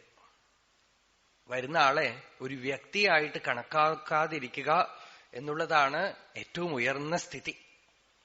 എന്നുവെച്ചാൽ ഇന്നലെ പറഞ്ഞില്ലേ, പ്രതിബന്ധം പ്രതി വരുന്ന, പ്രതിവിഷയം പ്രതി വരുന്ന ബന്ധമില്ല. തന്നെ ഒരു വ്യക്തിയായിട്ട് കണക്കാക്കിയാൽ പ്രപഞ്ചത്തിലെ എല്ലാരെയും വ്യക്തികളായിട്ട് കാണും. തനിക്കും വ്യക്തിത്വമില്ല, കാണുന്നവരിലും വ്യക്തിത്വമില്ല, ആത്മാവിൽ നിന്ന് അന്യമായ ഒന്നുമില്ല. അപ്പൊ വരുന്നവനെ വർണ്ണം, ആശ്രമം, ജാതി, നാട്, ലിംഗം യാതൊരു ഭേദവും കാണാനില്ല. കോ നാമ ദേശ കാ ജാതി പ്രവൃത്തി കാ വിയദ്വയ ഇത്യാദി വാദോപരതി യസ്യ തസ്യൈവ നിർവൃത്തി. വാക്ക് ഉപയോഗിച്ചിരിക്കുന്നത് നിർവൃത്തി എന്നാണ്. നിർവൃത്തി എന്നുള്ളത് മനസ്സിന്റെ ഒരു ഭാവമല്ല, ബുദ്ധിയുടെ ഒരു നിശ്ചയമല്ല, സ്വാനുഭൂതിയിൽ നിന്ന് മാത്രം വരുന്ന സുഖത്തിനെയാണ് നിർവൃത്തി എന്ന് പറയണത്. അബ്സല്യൂട്ട് ഫുൾഫിൽമെന്റ് എന്ന് വേണമെങ്കിൽ പറയാം. ഫുൾഫിൽമെന്റ്, ഹോൾനെസ്, പൂർണ്ണത, അതിൽ നിന്ന് വരുന്ന തികവ്, നിറവ്, കുറയില്ലാത്ത സ്ഥിതി, പൂർണ്ണത. ആ നിർവൃത്തി എപ്പോഴൊക്കെ വ്യക്തിത്വം ഉണ്ടാവണോ അപ്പോഴൊക്കെ ഭൂമാവിൽ ഖണ്ഡമുണ്ടാവും. ഖണ്ഡസംവിത്ത് എന്ന് പറയും. സംവിത്ത് ഖണ്ഡിക്കപ്പെടും. ബോധം ഖണ്ഡിക്കപ്പെടുന്നത് ഞാൻ എന്നുള്ള വ്യക്തി അഭിമാനം ഉദിക്കുമ്പോഴൊക്കെ തന്നെ ചിത്തിൻ വയത്തിൽ ചിരിയതൊன்று പിറന്താൽ എന്ന് ചോദിച്ചൊരു ആഴ്വാർ. ചിത്തിൻ വയത്തിൽ ചിരിയതൊன்று പിറന്താൽ എത്തൈ തിன்று എങ്കേ കിടക്കും, അത്തൈ തിன்று അങ്ങേ കിടക്കും. ഈ അഖണ്ഡമായ പ്രജ്ഞയിൽ ഞാൻ എന്നുള്ള അഭിമാനം എന്തിനാ ഈ അഹം ബ്രഹ്മാസ്മി എന്നുള്ള മഹാവാക്യത്തിന് ശേഷം തത്വമസി എന്നൊരു മഹാവാക്യത്തിന്റെ ആവശ്യം വരണത് എന്ന് വെച്ചാൽ, ഞാൻ മാത്രമായിട്ട് ബ്രഹ്മമായിരിക്കാൻ പറ്റില്ല. ഞാൻ ബ്രഹ്മമാണെന്നും നിങ്ങളെ സ്ത്രീയാണെന്നും പുരുഷനാണെന്നും ഞാൻ കാണുമ്പോ എന്റെ ബ്രഹ്മത്വം പോയി പോകും, ഞാൻ വ്യക്തിയായി പോകും. ഞാൻ വ്യക്തിയായി ഇല്ലാതെ മറ്റൊരു വ്യക്തിയെ കാണാൻ ഒക്കില്ല. എപ്പോ എന്നിൽ വ്യക്തിത്വം പോയോ അപ്പോ സകലതും അതിന്റെ വടിവായി മാറിയിടുന്നു. കാണുന്നതൊക്കെ തന്നെ അതിന്റെ സ്വരൂപമായി തീർന്നു. കാണുന്നതൊക്കെ തന്നെ എന്റെ തന്നെ സ്വത്വം എന്താണോ അതാണ് പ്രപഞ്ചം. ദൃഷ്ടിം ജ്ഞാനമയീം കൃത്വാം പശ്യേത് ബ്രഹ്മമയം ജഗത്. അതുകൊണ്ട് അറിവിലമർന്ന് എന്നുവെച്ചാൽ കേവലമായ സത്തയില് സത്താചിത് സുഖരൂപമായ തന്റെ സ്വരൂപത്തിൽ ഇരുന്ന് അപരത്വമാർന്നിടാതെ, അന്യനില്ലാത്ത സ്ഥിതി, ഞാൻ എന്നുള്ള സ്വാനുഭൂതിയെ വിട്ട് വിലകാതെ, മനസ്സ്, ശരീരം, പ്രപഞ്ചം ഇതൊന്നും തന്നെ ആ സത്തയില് വാസ്തവത്തില് ഒരു സ്പർശവും ഏൽപ്പിക്കണില്ല. ഇന്ദ്രിയങ്ങളോ മനസ്സിനെയോ ഉപയോഗിച്ചുകൊണ്ടല്ല ജ്ഞാനിയുടെ സ്ഥിതി. അതുകൊണ്ടാണ് പരമരഹസ്യം എന്ന് പറഞ്ഞത് ഇവിടെ. നമ്മൾക്ക് മനസ്സും ഇന്ദ്രിയങ്ങളും കൂടാതെ അറിയാനോ വ്യവഹരിക്കാനോ ഒരു കാരണമില്ല. ഒരു ഉദാഹരണം പറഞ്ഞ, ഈ പ്ലെയിന് റൺവേയില് ഓടും. അതിന് 2 ചിറകും 2 ചക്രവും ഒക്കെ ഉണ്ട് ചോട്ടല്. കാണുന്നവർക്ക് ഈ ചക്രവും ചിറകുമാണ് പ്ലെയിനിന്റെ മുഖ്യമായ ഇൻസ്ട്രുമെന്റ് എന്ന് തോന്നും. പക്ഷെ ഈ ചക്രം റൺവേയിൽ ഓടാനുള്ളതാണ്, അതിന്റെ ഗ്രൗണ്ടിൽ ഓടാനുള്ളതാണ്. നമുക്ക് പ്ലെയിനിന്റെ അകത്ത് ഇരുന്നാൽ കാണാം, ആദ്യമൊക്കെ തന്നെ വളരെ ഫാസ്റ്റായിട്ട് വളരെ വേഗത്തില് റൺവേയിൽ ഓടുന്ന ഒരു യന്ത്രം പ്രവർത്തിക്കുന്നത് നമുക്കറിയാം ഉള്ളിലിരുന്നാൽ. ആ ചക്രം ഓടി കുറച്ച് കഴിയുമ്പോൾ ആ യന്ത്രം പിൻവാങ്ങുകയും മറ്റൊരു മോട്ടോർ പ്രവർത്തിക്കുന്നതും നമുക്ക് കാണാം. അപ്പോഴാണ് ഈ ടേക്ക് ഓഫ് ആവണത്. നമ്മളുടെ മനസ്സും ഇന്ദ്രിയങ്ങളും ഈ റൺവേയിൽ ഓടാനുള്ളതാണ്. അത് ലോകത്തിനെ രജിസ്റ്റർ ചെയ്യാനും ലോകത്തിൽ വ്യവഹരിക്കാനും ഉള്ളതാണ്. ഈ മനസ്സും ഇന്ദ്രിയങ്ങൾക്കും അപ്പുറം അതാണ് വിവേകശക്തി എന്ന് ഗുരുദേവൻ പറഞ്ഞത്. ഇന്നലെ പറഞ്ഞു, ആ വിവേകശക്തി എന്ന് പറയണത് ലോകത്തിലുള്ള കാര്യങ്ങൾ അറിയുന്ന വകതിരിവല്ല. അതുകൊണ്ടാണ് അരണി കടഞ്ഞെഴും അഗ്നി പോലെ ആരായ്വരിൽ അതിരറ്റെഴും വിവേക ശക്തി, പരമചിദംബരമാർന്ന ഭാനുവായി നിന്നെരിയുന്നു അതിനിരയായിടുന്നു സർവം എന്ന് ഇന്നലെ പറഞ്ഞത്. അരണി കടഞ്ഞെഴും. അപ്പൊ അരണി കടയണം അല്ലേ? സ്വദേഹം അരണിം കൃത്വ പ്രണവം ച ഉത്തരാരണിം ധ്യാന നിർമ്മഥനാഭ്യാസാത് ദേവം പശ്യേത് നിഗൂഢവത് എന്ന് ശ്വേതാശ്വതര ഉപനിഷത്തില് ഒരു മന്ത്രമുണ്ട്. ദേഹത്തിനെ ഒരു അരണിക്കോലാക്കി, പ്രണവത്തിനെ മറ്റൊരു അരണിക്കോലാക്കി മനനം, എന്നിട്ട് ധ്യാനമെന്നുള്ള മഥനത്തിലൂടെ അകത്തുള്ള ദേവനെ കണ്ടെത്തണം. ദേവം പശ്യേത് നിഗൂഢവത്.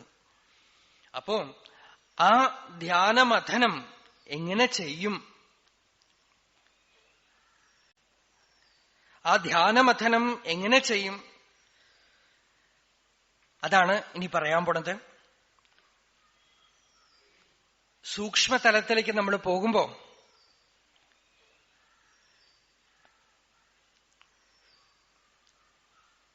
നമ്മൾ ഇന്നലെ പറഞ്ഞു, മനസ്സുദിക്കുമ്പോഴാണ് പ്രപഞ്ചം തോന്നണത്.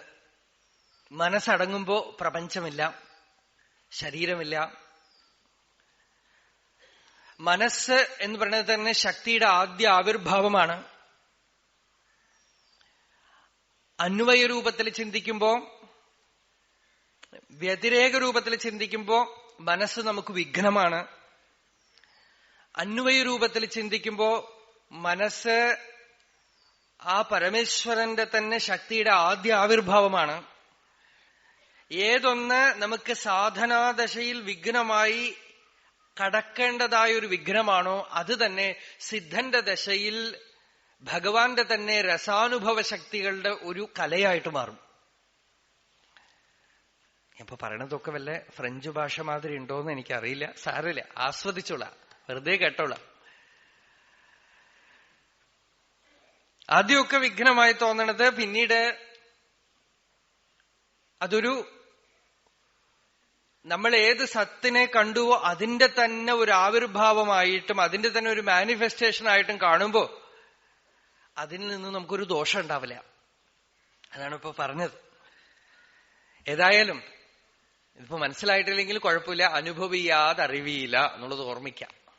നമുക്ക് മനനം തുടരും തോറും പതുക്കെ പതുക്കെ പതുക്കെ തെളിയും. അറിവിലിരുന്നൊരഹന്തയാദ്യമുണ്ടായി വരും, ഇതിനോടൊരു ഇതന്ത വാമയായും. 53 51 51 ശ്ലോകമാണ്. ഇരുന്നൊരഹന്തയാദ്യമുണ്ടായി. നമ്മുടെ സ്വരൂപത്തിലെ ആദ്യ പ്രഥമ വികാരം എന്ന് പറയുന്നത് ഈ അഹന്തയാണ്. അഹന്ത മാത്രമായിട്ട് വരില്ല. വാമ എന്ന് വെച്ചാൽ അതിന്റെ ഭാര്യയായിട്ട് എന്നുവെച്ചാൽ ഒരു കപ്പിൾ പോലെ, ഒരു മിഥുനം പോലെ. ഇതന്ത, അതിന്റെ കൂടെ ഇതം എന്നുള്ളതും വരുമെന്നാണ്. നമുക്ക് സ്വപ്നത്തിൽ കാണാം. ഞാൻ സ്വപ്നം കാണുമ്പോ പ്രഭാഷണം ചെയ്യുന്നതായിട്ട് സ്വപ്നം കാണുകയാണെങ്കിൽ പ്രസംഗം ചെയ്യുന്ന ഒരാൾ ഒരു വശത്തും കേൾക്കുന്ന നിങ്ങളൊക്കെ ഒരു വശത്തും സ്വപ്നത്തിൽ പ്രത്യക്ഷപ്പെടും. നിങ്ങളെയൊക്കെ സ്വപ്നത്തിൽ ഞാൻ കാണും. വാസ്തവത്തിൽ ഞാനല്ലാതെ അവിടെ ഒരു സാമഗ്രിയില്ല, ആ മുറിയിൽ ഞാൻ മാത്രമേ ഉള്ളൂ. പക്ഷേ എന്നിൽ ആവിർഭവിക്കുന്ന ഒരു വിസ്മയമായ ഒരു ശക്തി, ആ ശക്തി എന്ത് ചെയ്യണു? ഒരു വശത്ത് എന്നെയും സൃഷ്ടിക്കുന്നു, ഒരു വശത്ത് നിങ്ങളെയും സൃഷ്ടിക്കുന്നു. നിങ്ങളുടെ ഒക്കെ രൂപത്തില് ഇരിക്കുകയും ചെയ്യും. നിങ്ങൾ എന്തെന്ത് വസ്ത്രം ധരിച്ചിരിക്കുന്നു അതാത് വസ്ത്രം ധരിച്ച് ഈ ഹാള്, ഇവിടുത്തെ ഫാന്, ഇവിടുത്തെ കുരുവി, ഇവിടുത്തെ മൈക്ക്, ഞാന്, നിങ്ങള് ഒക്കെ ആയിട്ട് ഇരിക്കും. ഞാനായിട്ട് പറയും, നിങ്ങളായിട്ട് കേൾക്കും. രണ്ടും കണ്ടുകൊണ്ട് സാക്ഷിയായിട്ട് ഇരിക്കുകയും ചെയ്യും. എത്ര ആശ്ചര്യമാ സ്വപ്നം. പക്ഷെ ഇതില് ആരൊക്കെയാ ഉള്ളത്? ഞാൻ മാത്രമേ ഉള്ളൂ. വാസ്തവത്തിൽ സാമഗ്രി ഞാനാണ്. ഞാൻ തന്നെയാണ് ഒരു വശത്ത് വ്യക്തിയായിട്ടും മറ്റൊരു വശത്ത് മറ്റു വ്യക്തികളായിട്ടും, ഒരു വശത്ത് പ്രഥമ വികാരമായിട്ട് ഉത്തമ പുരുഷനായിട്ടും മധ്യമ പുരുഷനായിട്ടും പിന്നെന്ത് പുരുഷനാ?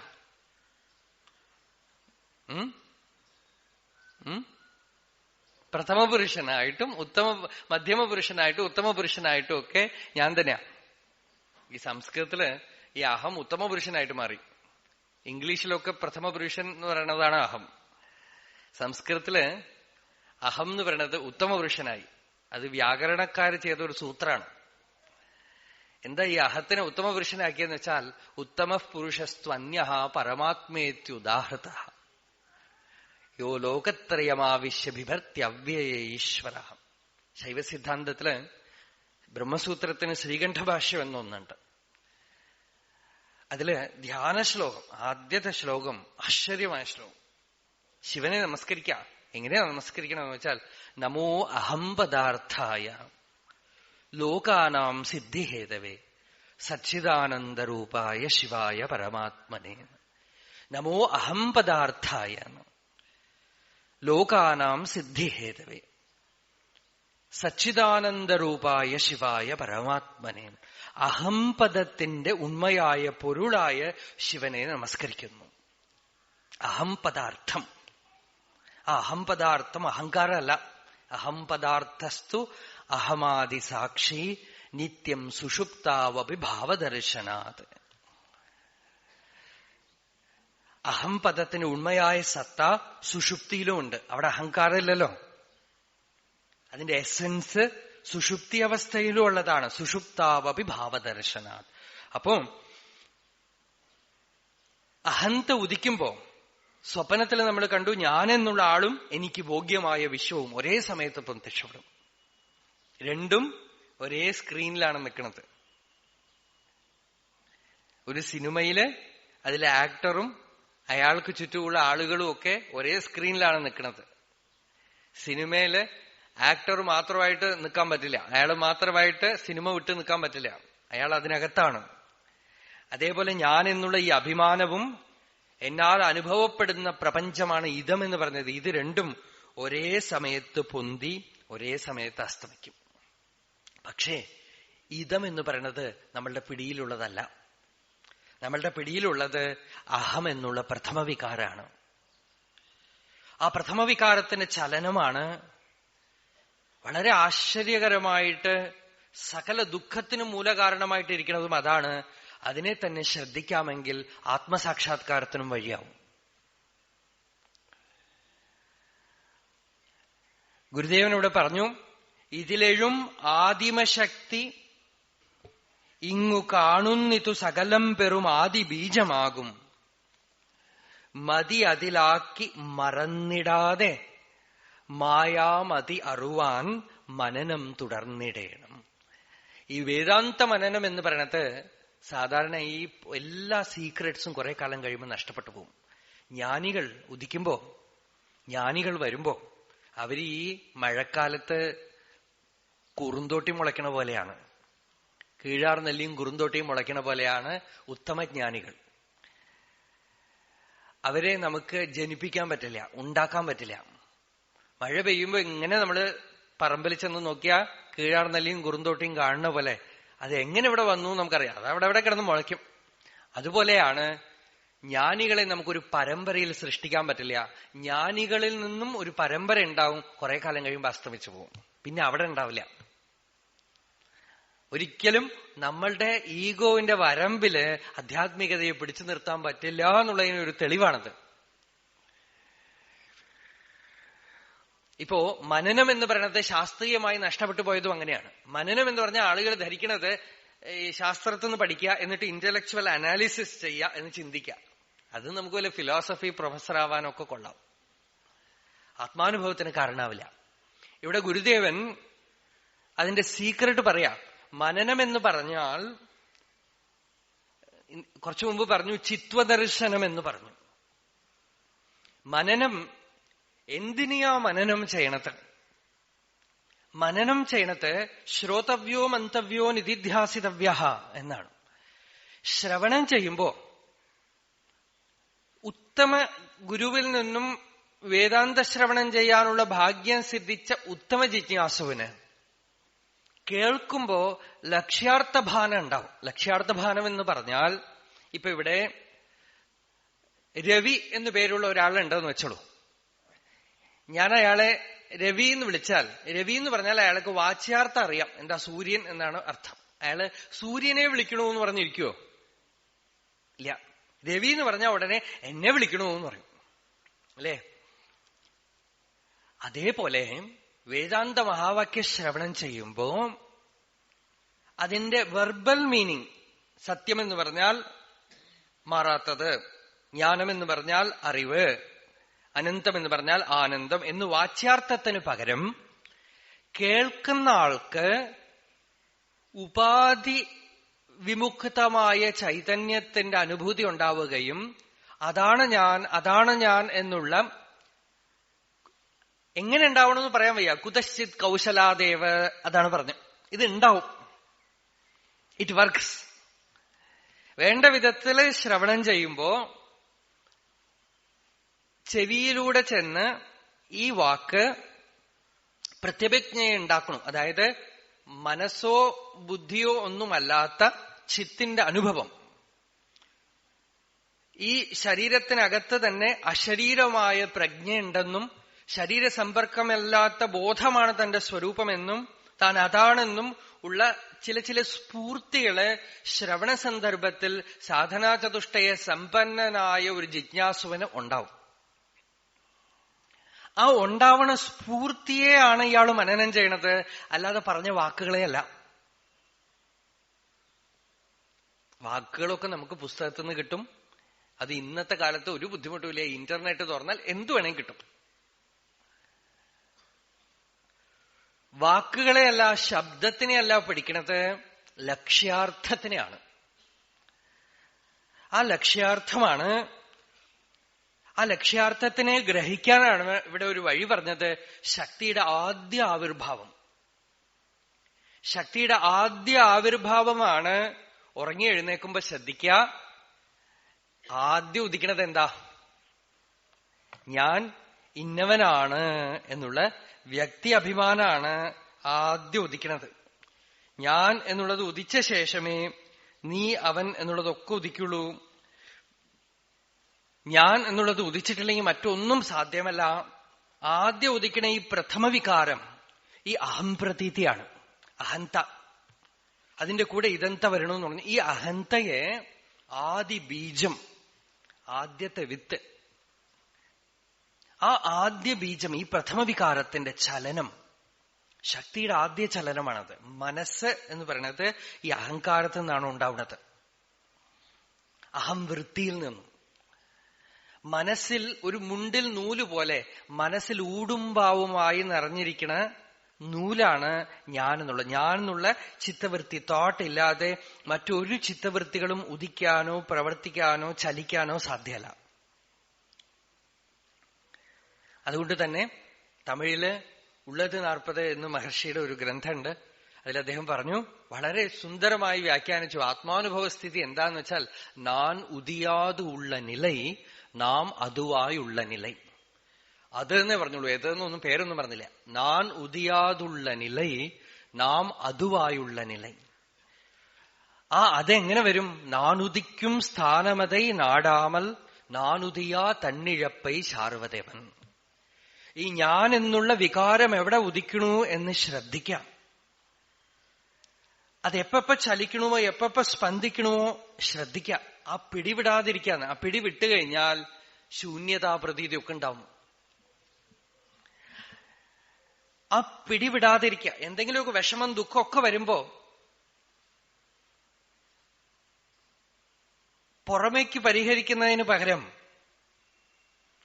അകമേക്ക് ഈ ദുഃഖം ആർക്കു വരണു എന്ന് ദുഃഖത്തിന്റെ മൂലകാരണത്തിനെ ചോദ്യം ചെയ്യാം.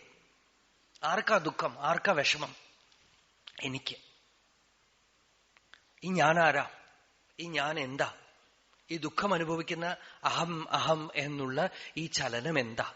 ആരായുകിൽ, ആരാഞ്ഞു നോക്കുമ്പോ അകലും അഹന്ത. ഈ ആരായുന്ന ക്ഷണത്തില് അഹന്ത അകലും. കയറില് പാമ്പ് കണ്ടു, എത്ര നേരം കാണും? നോക്കണവരെ. ശ്രദ്ധിച്ചൊന്ന് നോക്കിയാ പാമ്പില്ല. അതേപോലെ ഈ ഞാൻ എന്നുള്ള ജീവാഹന്ത കൽപ്പനയാണ്. പക്ഷെ ശ്രദ്ധിച്ചിട്ടില്ലെങ്കിൽ അതവിടെ ഉണ്ടാവും. ജീവം കൽപ്പയത്തെ പൂർവം തഥോഭാവാൻ പൃഥക് വിധാൻ എന്നാണ് ഗൗഡപാദാചാര്യർ. ജീവനാണ് ആദ്യത്തെ കൽപ്പന. ഞാൻ ഇന്നവനാണ്, ഞാൻ ഇന്ന ആളാണ്. ഈ ഞാൻ എന്താ?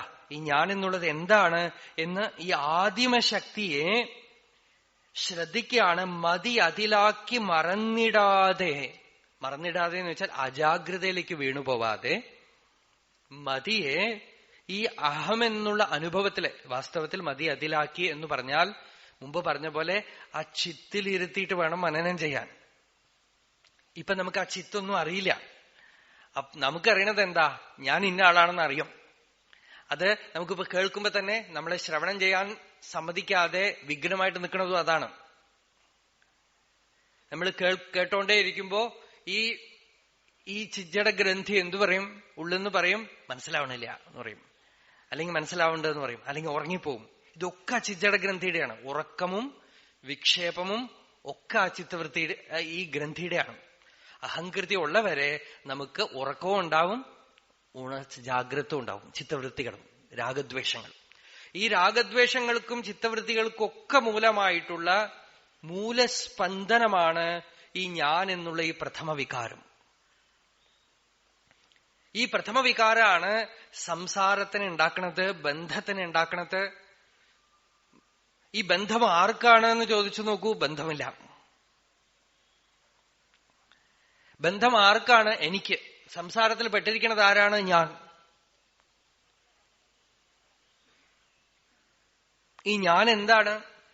ഈ ഞാൻ എന്ന് പറയണത് എന്താണ്? ഞാൻ എന്നുള്ള ഈ അനുഭവം, ഈ പ്രതീതിയുടെ സ്വരൂപം എന്താണ്? ആ ചലനം എന്താണ്?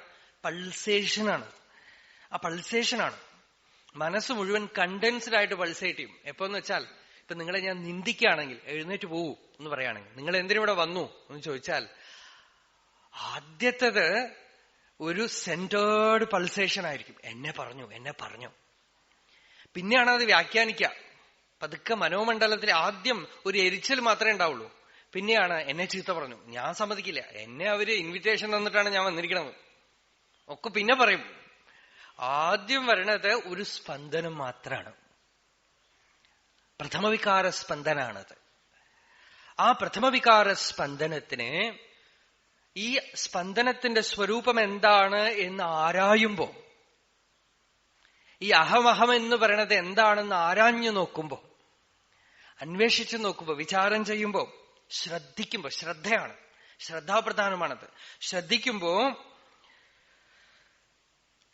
ഈ അഹങ്കൃതി എവിടുന്ന് ഉദിച്ചുവോ അവിടെ ചെന്ന് ലയിക്കും.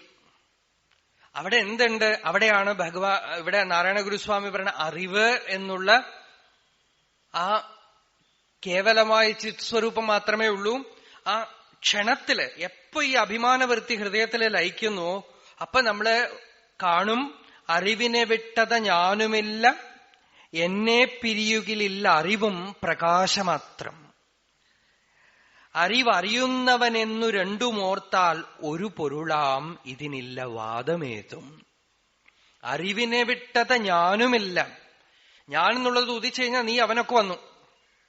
വിവേക ചൂടാമണിയിൽ സമാധി പദ്ധതി, സമാധി നിർവികൽപ്പ സമാധി പരിശീലന പ്രകരണം എന്നൊരു ഭാഗമുണ്ട്. അത് പറഞ്ഞു തുടങ്ങുമ്പോ അതിനു മുമ്പ് പറയണത് ത്വം അഹമിതം ഇതീയം കൽപ്പനാ ബുദ്ധിദോഷാത് പ്രഭവതി പരമാത്മനി അദ്വയേ നിർവികൽപ്പേ പ്രവിലസതി സമാധൗ അസ്യ സർവോ വികൽപ്പഃ വിലയനമുപഗച്ഛേത് വസ്തുതത്വാവദൃഷ്ട്യാ. ഇവിടെ സമാധിക്ക് വസ്തുതത്വാവദൃഷ്ടി എന്നാണ് പറഞ്ഞത്. യോഗവാസിഷ്ടത്തിലും തത്വാത്മബോധയേവൈഹ സർവാശാ തൃണപാവക പ്രോക്ത സമാധി ശബ്ദേന നതു തൂഷ്ണീമവസ്ഥിതി എന്ന്, സമാധിക്ക് തത്വബോധം തന്നെയാണ് സമാധി എന്നാണ്. അത് വരവും പോക്കുമില്ലാത്ത സമാധിയാണ്. അത് ശരീരത്തിന്റെയോ മനസ്സിന്റെയോ സമ്പർക്കമില്ലാതെയുള്ള സമാധിയാണത്. അത് പ്രത്യഭിജ്ഞാബോധാണ്. ഇവിടെയും വിവേക ചൂടാമണിയിൽ പറഞ്ഞു ആചാര്യസ്വാമികൾ, ത്വം അഹം ഇതം ഇതീയം, നീ ഞാൻ അവൻ അത് ഇത് എന്നുള്ള ഈ പ്രത്യയങ്ങളൊക്കെ തന്നെ ബുദ്ധിദോഷാത് പരമാത്മനി പ്രഭവതി എന്നാണ്.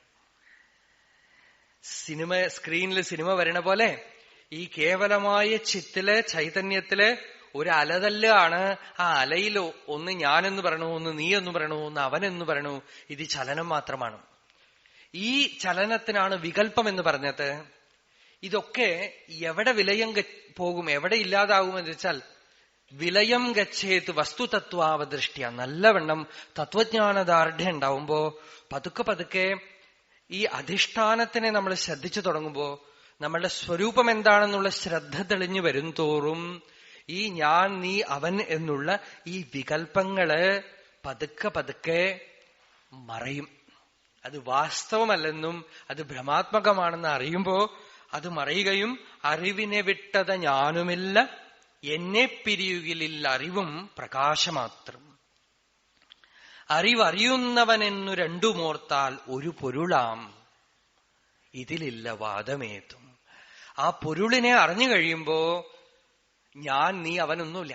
നോക്കണം, ഭക്തിമാർഗത്തിലൂടെ ഇവിടെ ശ്രദ്ധിച്ചാൽ നമുക്ക് കാണാം ഭക്തി ജ്ഞാനമൊക്കെ കൂടി ചേർന്നത്. ജ്ഞാനം എന്ന് പറയണത് വാദമും പാണ്ഡിത്യവും ഒക്കെ ആവുമ്പോ ശരിയായ വേദാന്ത മാർഗത്തിൽ നിന്ന് വിട്ടുപോവുകയാണ് ചെയ്യണത്. ജ്ഞാനം എന്ന് പറയുന്നത് ഈ ഇന്റലക്ച്വൽ ജിംനാസ്റ്റിക്സ് ആവുമ്പോ ശരിയായ വേദാന്ത മാർഗത്തിൽ നിന്ന് വിട്ടുപോവാണ്. ഉത്തമ ഭക്തി ജ്ഞാനത്തിന് വളരെ അടുത്താണ്. ഭക്തിയിലെ പരമകാഷ്ഠ എന്താ? ആത്മനിവേദനമാണ്. ബാക്കി ശ്രവണം, കീർത്തനം, സ്മരണം, പാദസേവനം ഒക്കെ ആത്മനിവേദനത്തിനുള്ള വഴിയാണ്. നമ്മളെ നിവേദനം ചെയ്യാണ്, അർപ്പിക്കുകയാണ്. അർപ്പിക്കുക എന്നുള്ളത് എന്താ? എവിടെയോ ഒരു അധിഷ്ഠാനത്തില് നമ്മളെ അർപ്പിക്കുകയാണ്. ഞാനില്ല, ഭഗവാൻ മാത്രമേ ഉള്ളൂ. ഇതാണ് ആത്മനിവേദനം. ഞാനില്ല എന്ന് പറയുമ്പോ തന്നെ എന്തുണ്ടോ അതാണ് ഭഗവത് സ്വരൂപം. ഭഗവാൻ മാത്രമേ ഉള്ളൂ എന്ന് പറയുമ്പോ തന്നെ ബ്രഹ്മാനുഭവം ഉണ്ടാവും. എന്നുവെച്ചാൽ എപ്പ ഞാനില്ലയോ അപ്പൊ പിന്നെ എന്തുണ്ട് അവിടെ? ഞാൻ നീ അവൻ എന്നുള്ള വികല്പങ്ങൾ പോയാൽ എന്തൊരു സത്തയുണ്ടോ, അസ്തിത്വമുണ്ടോ, ബോധമുണ്ടോ? അതിനെ നിങ്ങൾ ഭഗവാൻ എന്ന് വിളിച്ചോളൂ, ആത്മാവെന്ന് വിളിച്ചോളൂ, ബ്രഹ്മം എന്ന് വിളിച്ചോളൂ. പേരിലെ വ്യത്യാസമുള്ളൂ, വസ്തു എന്നാണ്.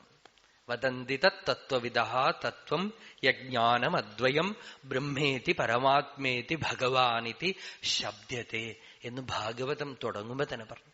ബ്രഹ്മമെന്നും പരമാത്മാവെന്നും ഭഗവാനെന്നും ശബ്ദത്തെ, ഗീരുമാത്രം. നാരായണഗുരുസ്വാമിയുടെ വാക്കാണ്. ഗീരുമാത്രം, വെറും വാക്ക് മാത്രമാണെന്നാണ്, ശബ്ദം മാത്രമാണ്. വസ്തുവിൽ ഒരു മാറ്റവുമില്ല. അങ്ങനെ ആ വസ്തുവിനെ അറിയാനുള്ള വഴിയാണ് ഈ ഞാൻ എന്താണ്, ഈ ഞാൻ എന്ന് പറയുന്ന അനുഭവം എന്താണ്, മനനം അവിടെയാണ്. ഈ പ്രഥമ വികാരത്തിനെ ശമിപ്പിച്ചാൽ ബാക്കിയൊക്കെ ശമിച്ചോളൂ. നമ്മള് വേറെ ഒന്നും തലപോകേണ്ട ആവശ്യമില്ല. നമുക്ക് എപ്പോഴും നമ്മൾ അറിയാതെ ജപിക്കുന്ന ഒരു മന്ത്രമാണ്, അനുസ്യൂതമുള്ള ജപമാണ് ഞാൻ ഞാൻ ഞാൻ എന്നുള്ളത്. ബൃഹദാരണ്യക ഉപനിഷത്തിൽ പറഞ്ഞു, നമ്മൾ പല നാമവും ജപിക്കണ്ടല്ലോ, ആദ്യ ആവിർഭവിച്ച നാമാണത് എന്നാണ്. അഹം നാമാഭവത്ത്. ബ്രഹ്മം തന്നെ സ്വയം അഹം എന്ന് പറഞ്ഞു അത്രേ. അതൊരു ഇവല്യൂഷൻ നമ്മൾക്ക് സമ്മതിക്കാമെങ്കിൽ, ഇവല്യൂഷണറി പ്രോസസ് എന്ന് പറയുന്നത് പ്രകൃതിയിലുണ്ടല്ലോ, സത്തയിലില്ല. അവിടെ ഒരു വലിയ കാര്യമാണ്. ജഡത്തിനൊന്നും അതില്ല. മനുഷ്യനിൽ വരുമ്പോഴാണ് ആദ്യം പറയണത്. അതും കുട്ടികളിൽ ശ്രദ്ധിച്ചാൽ കാണാം, കുട്ടികളെ കുറെ കഴിഞ്ഞിട്ടാണ് ആ മാജിക് വാക്ക് പഠിക്കുന്നത്. അതുവരെ കുട്ടികളെ ഞാൻ ഹരിയുടെയാണ് ഈ കളിപ്പാട്ടം എന്നൊക്കെ പറയും. ആദ്യം അവർക്ക് നിശ്ചയം തന്നെ ഉണ്ടാവില്ല എങ്ങനെയാ വേർപിരിക്കേണ്ടത് എന്ന്. പതുക്കെ മറ്റുള്ളവരുടെ കൂടെ കൂടിയിട്ട് തന്റെ ഉള്ളിലുള്ള ഫീലിംഗ് അവർക്കറിയാം, തന്റെ വ്യക്തിത്വം. അതിന് എന്ത് പേര് കൊടുക്കണം എന്ന് അറിയില്ല. എന്നിട്ടാണ് ഭാഷയിൽ ആ പേര് പഠിക്കണത്. ഞാൻ എന്ന് പറഞ്ഞ ഉടനെ ആ വാക്കിന്റെ അർത്ഥം അവർക്കറിയാം അല്ലേ? അതൊന്ന് വിസ്മയത്തോടൊന്ന് ചിന്തിക്കൂ. ഞാൻ എന്ന് പറഞ്ഞ ഉടനെ ഉള്ളിലുള്ള തന്റെ പ്രഥമ വികാരത്തിനോട് ബന്ധപ്പെടുത്തി. ഞാൻ എന്ന് മലയാളത്തിൽ പറയണു, തമിഴിൽ ഞാൻ എന്ന് പറയും, ഹിന്ദിയിൽ മേ എന്ന് പറയും, ഇംഗ്ലീഷിൽ ഐ എന്ന് പറയും. അത് ഭാഷയാണ്. പക്ഷെ അതുകൊണ്ട് അർത്ഥമാക്കുന്നതിനാണ് നമ്മൾ ലക്ഷ്യാർത്ഥം എന്ന് പറഞ്ഞത്. അതിനെക്കൊണ്ട് അർത്ഥമാക്കുന്ന ഒരു സ്പന്ദനം. നമുക്ക് നല്ലവണ്ണം അറിയാവുന്ന ഒരേ ഒരു കാര്യം ആ സ്പന്ദനാണ്. ആ സ്പന്ദനത്തിനെയാണ് ശ്രുതി പ്രഥമനാമം എന്ന് പറഞ്ഞത്. ആദ്യത്തെ നാമം അത്രയത്. അത് ഉദിച്ചിട്ടാണ് ബാക്കിയൊക്കെ ഉദിക്കണത്. ആദ്യത്തെ സ്പന്ദനമാണ്. അതിനെ ധ്വനി എന്ന് പറയാം, അതിനെ പ്രാണൻ എന്ന് പറയാം, അതിനെ ചിത്തമെന്ന് പറയാം, അതിനെ നാമം എന്ന് പറയാം. അതടങ്ങിക്കഴിഞ്ഞാൽ സ്വനവും അടങ്ങുമിടം സ്വയം പ്രകാശം. ആ പ്രഥമ വികാരം എവിടെ അടങ്ങണമോ അത് ഉദിക്കുന്ന സ്ഥലത്ത് അടങ്ങിയാൽ പിന്നെ എന്തുണ്ട് അവിടെ? ഞാനില്ലാതാവില്ലേ എന്നാണ് ആളുകൾക്ക് പേടി. അയ്യോ, ഈ ഞാൻ എന്നുള്ള അഭിമാനം പോയാൽ പിന്നെ ഞാനില്ലാതാവില്ലേ, ശൂന്യമാവില്ലേ? അവിടെയാണ് ശൂന്യത്തിലൊക്കെ പെട്ടത്. അനാത്മവാദം എന്നൊക്കെ ബൗദ്ധന്മാരെ നമ്മൾ നിന്ദിക്കണതും ബൗദ്ധന്മാർ അവരുടെ സിദ്ധാന്തമാണെന്ന് ഭ്രമിച്ചു പോയതും ഒക്കെ അതാണ്. ബുദ്ധൻ അനാത്മവാദം പറഞ്ഞില്ല, ബുദ്ധൻ മൗനമായിട്ടിരുന്നു. ബൃഹദാരണ്യക ഉപനിഷത്തില് ബ്രഹ്മസൂത്രത്തില് ഉഭയലിംഗാധികരണം എന്ന് പറഞ്ഞിട്ട് ഒരു അധികരണമുണ്ട്. അവിടെ ബാധ്വൻ എന്ന് പറയുന്ന ശിഷ്യൻ ബാഷ്കലി എന്ന ആചാര്യന്റെ അടുത്ത് ചെന്നിട്ട് എനിക്ക് ബ്രഹ്മോപദേശം ചെയ്യൂ എന്ന് പറഞ്ഞു. ഗുരു ഒന്നും പറഞ്ഞില്ല. 1 വർഷം കൂടെ താമസിച്ചു. അപ്പോഴും ഒന്നും മിണ്ടിയില്ല. 1 വർഷം കഴിഞ്ഞിട്ട് ഈ ശിഷ്യൻ ചോദിച്ചു, എനിക്ക് അവിടുന്ന് ഒന്നും ഉപദേശിച്ചില്ലല്ലോ, ഇത്ര കാലം ഞാൻ കൂടെ താമസിച്ചുവല്ലോ എന്ന്. അപ്പൊ ഗുരു പറഞ്ഞു, ഞാൻ നിരന്തരം ഉപദേശിക്കുകയായിരുന്നു, ഇടതടവില്ലാതെ ഉപദേശിക്കുകയായിരുന്നു, നീ മനസ്സിലാക്കിയില്ല. ബ്രൂമഹ ഖലു ത്വം തുന വിജാനാസി. പറഞ്ഞുകൊണ്ട് തന്നെ ഇരിക്കുകയായിരുന്നു. അൺഇന്ററപ്റ്റഡ് എലക്വൻസ് ആയിരുന്നു. വാക്ക് ഉപയോഗിച്ചാലെങ്കിലും ആരംഭിക്കുകയും അസ്തമിക്കുകയും ചെയ്യും. ഇത് ആരംഭമോ അസ്തമനമോ ഇല്ലാതെ നിനക്ക് ഞാൻ ബ്രഹ്മോപദേശം ചെയ്യായിരുന്നു, നീ ഗ്രഹിച്ചില്ല. അവചനേനൈവ ബ്രഹ്മപ്രോവാച എന്നാണ്. പറയാതെ പറഞ്ഞു എന്നാണ്. പക്ഷെ ഈ പറയാതെ പറയുമ്പോ അറിയണവർ മനസ്സിലാക്കും, ബാക്കിയുള്ളവർ അവർക്ക് തോന്നിയത് പറയും അല്ലെ? അതാണ് ബുദ്ധമതത്തിൽ ഉണ്ടായത്. അനാത്മവാദമെന്നും ശൂന്യവാദമെന്നും ഹീനയാനമെന്നും മഹായാനമെന്നും ഒക്കെ പിരിച്ചു. അത് നിവൃത്തിയില്ല. ബുദ്ധൻ അനാത്മ എന്ന് പറഞ്ഞത് ഈ അഭിമാനത്തിനെയാണ് ഉദ്ദേശിച്ചിട്ടാണ്, സ്വരൂപത്തിനെ ഉദ്ദേശിച്ചല്ല. ആ വാക്ക് ശ്രുതി തന്നെ വരുന്നുണ്ട്, തൈത്തിരീയോപനിഷത്തിൽ തന്നെ വരുന്നുണ്ട്. അദൃഷ്ടേ അദൃശ്യേ അനാത്മയെ അനിലയനെ അനിരുക്തേ അഭയം പ്രതിഷ്ഠാം വിന്ദതേ. അനാത്മിയെ എന്നുള്ള വാക്ക് അവിടെ തന്നെ വരുന്നുണ്ട്. അതായത് അഭിമാന വൃത്തി ഉദിക്കാത്ത സ്ഥിതിയിൽ അഭയം പ്രതിഷ്ഠാം വിന്ദതേ എന്നാണ്. ഭയമില്ലായ്മ വരുന്നു. ഞാൻ എന്നുള്ള അഭിമാനം ഉണ്ടെങ്കിൽ എന്നിൽ നിന്ന് അന്യമായിട്ടുള്ളതുണ്ട്, അവരിൽ നിന്ന് ഭയമുണ്ട്. ഞാൻ എന്നുള്ളത്, അതാണ് ഹരിനാമകീർത്തനത്തിൽ പറഞ്ഞത്, ഞാനെന്ന ഭാവം അത് തോന്നായിക വേണമിഹ. ഭാവമാണ് തോന്നായിക, ഭാവമാണ് കുഴപ്പം. തോന്നുന്നതാകിൽ അഖിലം താനിതെന്ന വഴി തോന്നേണമേ. തോന്നുകയാണെങ്കിൽ എന്താ തോന്നേണ്ടത് എന്ന് വെച്ചാൽ, അർക്കാനലാതി വെളിവൊക്കെ ഗ്രഹിക്കുമൊരു കണ്ണിനു കണ്ണു മനമാകുന്ന കണ്ണതിനു കണ്ണായിരുന്ന പൊരുൾ താനെന്നുറയ്ക്കുമളവ് കണ്ണുകൾ 5 ഉള്ളടക്കി തെരുതരെ വീണു വണങ്ങി ഓതി അറിഞ്ഞ് അതായി അമർന്നിടണം. അപ്പോഴേ ആവുള്ളൂ. ഈ അന്തർമുഖ ദൃഷ്ടി കൊണ്ട് കണ്ണിനു കണ്ണാം മനമാകുന്ന കണ്ണതിനു കണ്ണായിരുന്ന പൊരുൾ എന്നുവെച്ചാൽ, കണ്ണ് മനസ്സുകൊണ്ടാണ്, മനസ്സാണ് കണ്ണിലൂടെ വന്ന് പ്രപഞ്ചത്തിനെ കാണുന്നത്. മനസ്സിൽ വരുന്ന ചിത്തവൃത്തികൾ, ഒരിടത്ത് ശ്രുതി നചികേതസിന് യമൻ പറഞ്ഞു കൊടുക്കുമ്പോ പറഞ്ഞു, കുട്ടി നീ സ്വപ്നം കാണുന്നില്ലേ, നല്ല വെളിച്ചത്തിൽ കാണുന്നില്ലേ, അത് തന്നെ ബ്രഹ്മം എന്ന് പറഞ്ഞു. എന്താന്ന് വെച്ചാൽ ദൃഷ്ടി ഉള്ളു പോകാൻ വേണ്ടിയിട്ടാണ്. ആദ്യത്തെ ഒരു സ്റ്റെപ്പ് അതാണ് പറഞ്ഞു കൊടുത്തത്. സുപ്തേഷു ജാഗർത്തി യസ് സുപ്തേഷു ജാഗർത്തി കാമം കാമം പുരുഷോ നിർമ്മിമാണഃ തദേവ ശുക്രം തദ് ബ്രഹ്മ തദേവ അമൃതമുച്യത്തെ തസ്മിൻ ലോകാഃ ശ്രിതാ സർവേ തതുന അത്യേതി കശ്ചന ഏതദ്വൈ തത്. നീ ചോദിക്കുന്ന വസ്തു ഉണ്ടല്ലോ കുട്ടി, ഇത് തന്നെയാ, നീ അതാണ്, ശ്രദ്ധിക്കോടെ.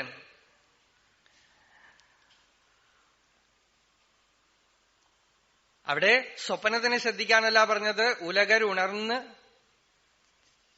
ചിന്ത ചെയ്യും, ഉറങ്ങി ഉണർന്ന് ചിന്ത ചെയ്യും, ഇതൊക്കെ ഉറ്റുപാർത്ത് നിൽക്കുന്ന ആ വിളക്കുണ്ടല്ലോ, ഉദിക്കുകയും പൊലിയുകയും ചെയ്യാതെ നിൽക്കുന്ന ആ വിളക്ക്, ആ വിളക്കിനെ ശ്രദ്ധിക്കാനാണ്.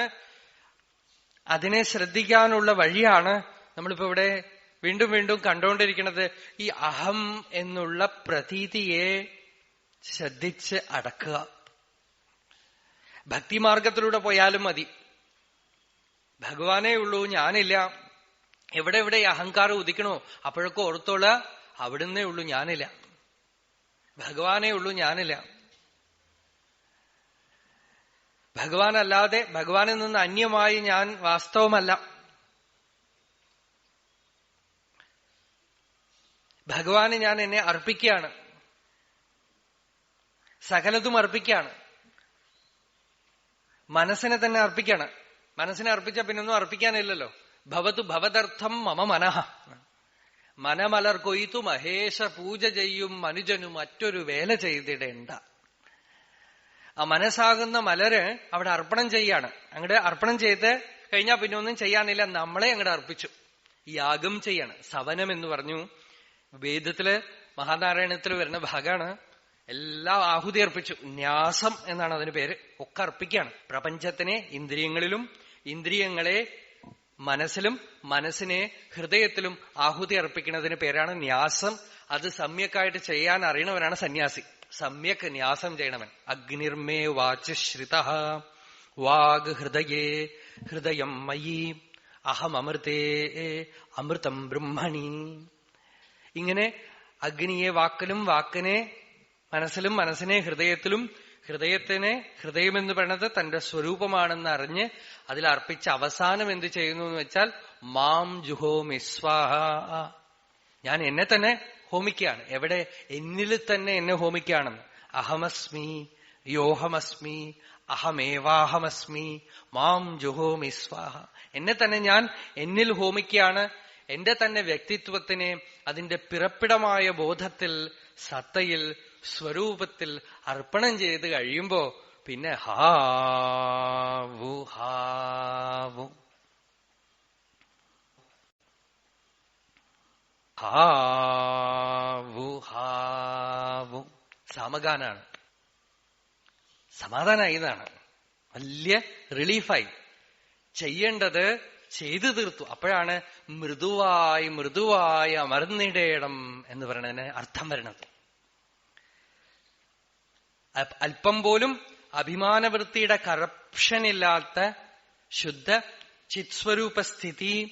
ആ സ്ഥിതിയിൽ രാവ് പകലില്ല, ദേശകാലങ്ങളില്ല, ടൈം സ്പേസ് ഒന്നുമില്ല. അതിൽ ബോറടിക്കലില്ല. അതാണ് പരയിടപാല് നുകർന്ന ഭാഗ്യവാന്മാർക്കൊരു 10,000 ആണ്ടൊരൽപ്പനേരം എന്ന് പറഞ്ഞു. മനസ്സ് ബഹിർമുഖമാവുമ്പോ ആണ് വിരസത ഉണ്ടാവണത്. വിരസതയ്ക്ക് കാരണം, വിരസത എന്ന് പറയുന്നത് ഒരു സ്പിരിച്വൽ ഡിസീസാണ്. മൃഗങ്ങൾക്കും പക്ഷികൾക്കൊന്നും ഈ ബോറടിക്കുക എന്ന് പറയണതില്ല. അല്ലേ? നമ്മളിപ്പോ ഉപയോഗിക്കുന്ന വാക്ക് ബോറടിക്കുകയാണ്. അത് മലയാളം വാക്കായി മാറിക്കഴിഞ്ഞു. തനിയെ ഇരുന്ന ബോറടിക്കുമെന്നാണ്. ആ ബോറടിക്കൽ മാറ്റാനാണ് ടിവിയും പല വസ്തുക്കളും കണ്ടുപിടിച്ച് പെരുപ്പിച്ചുകൊണ്ടേയിരിക്കുന്നത്. കുറെ കഴിയുമ്പോൾ അതും ഒക്കെ ബോറടിച്ചു പോയി. എല്ലാം ബോറടിച്ചു പോവാണ് മനുഷ്യന്. ഈ ബോറടിക്കുക എന്ന് പറയുന്നത് എന്താന്ന് വെച്ചാൽ, നമ്മളുടെ ഉള്ളിലുള്ള ഏതോ ഒരു ശക്തി സഹജമായി നിസർഗമായിട്ട് നേതി നേതി നേതി നേതി തള്ളണതാണ്. അതാണ് നമ്മളിൽ വിരസതയായി പ്രത്യക്ഷപ്പെടുന്നത്. പലതും ഇതാണോ ഇവിടെയാണോ അവിടെയാണോ അവിടെ അന്വേഷിച്ച് കുറെ കഴിയുമ്പോൾ അത് പറയണേ ഇതല്ല, തള്ളിക്കളഞ്ഞു. സർവവികൽപ സംഹാരിയാണ് ആ ശക്തി. വികൽപ അസഹിഷ്ണു എന്നാണ് പറയണത്. അത് എന്തിനേയും തള്ളിക്കളയും. എപ്പോ അന്യമായ സകലത്തിനെയും തള്ളി താനായിട്ടിരിക്കണോ അതുവരെ ഈ ബോറടിക്കുക എന്ന് പറയുന്ന ഒരു പ്രക്രിയ തുടരും. യോഗികൾക്ക്, ആത്മദർശികളായ യോഗികൾക്ക് മാത്രമേ ഈ ബോറടിക്കൽ മാറിക്കിട്ടുള്ളൂ. അല്ലെങ്കിൽ നമ്മൾ ബോറടിക്കാതിരിക്കാൻ എന്തൊക്കെ ചെയ്താലും കുറെ കഴിഞ്ഞാൽ ബോറടിക്കും.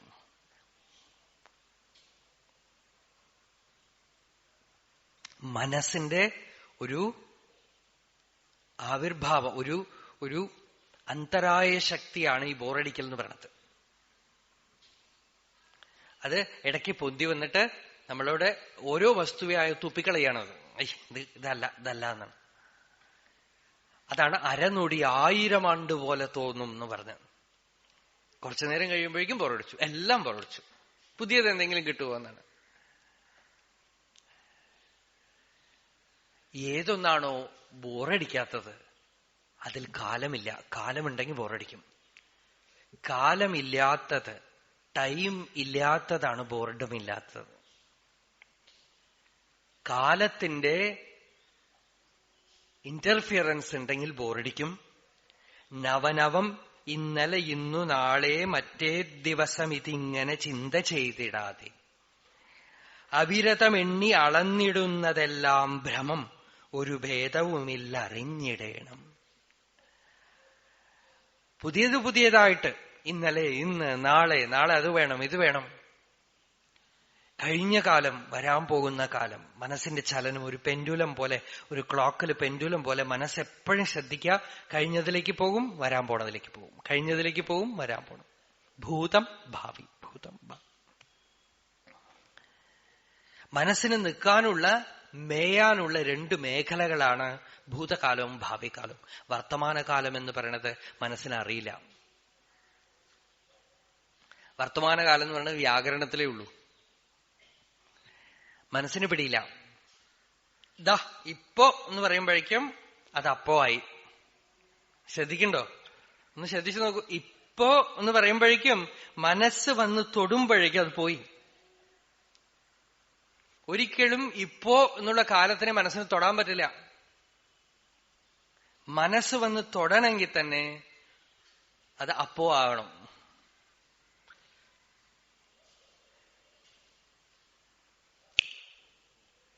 പോയി അല്ലേ? മനസ്സിന് തൊടണമെങ്കിൽ തന്നെ ഭൂതകാലാവണം. ഒരിക്കലും വർത്തമാനത്തിനെ മനസ്സിന് തൊടാൻ പറ്റില്ല.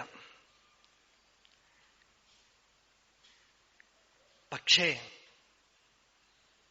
ഭൂതകാലം ഭാവികാലം എന്ന് പറയണത് ഇല്ല. മനസ്സിൽ മാത്രമേ ഉള്ളൂ. നമ്മളുടെ അസ്തിത്വത്തിൽ, സത്തയിൽ അതിന് ഇരിപ്പില്ല. മനസ്സിലാവട്ടെ വർത്തമാനകാലം ഇല്ല. മനസ്സ് വെറും സ്റ്റോറേജ് പ്ലേസാണ്. മനസ്സ് ഒരിക്കലും മനസ്സുകൊണ്ട് സത്യത്തിനെ അറിയാൻ സാധിക്കില്ലെന്നുള്ളതിന് തെളിവ് എന്താന്ന് വെച്ചാൽ വർത്തമാനകാലത്തിനെ തൊടാൻ മനസ്സിന് സാധിക്കില്ല. കഴിഞ്ഞുപോയ വർത്തമാനകാലമാണ് ഭൂതകാലം, വരാൻ പോണ വർത്തമാനകാലമാണ് ഭാവികാലം. Recorded, Now is past, imaginary present is future, or expected present. ഭാവി ഭാവനയിലുള്ളതാണ്, പ്രതീക്ഷയാണ്, ഒരിക്കലും മനസ്സിനെ സ്പർശിക്കാൻ സാധിക്കാത്തതാണ്.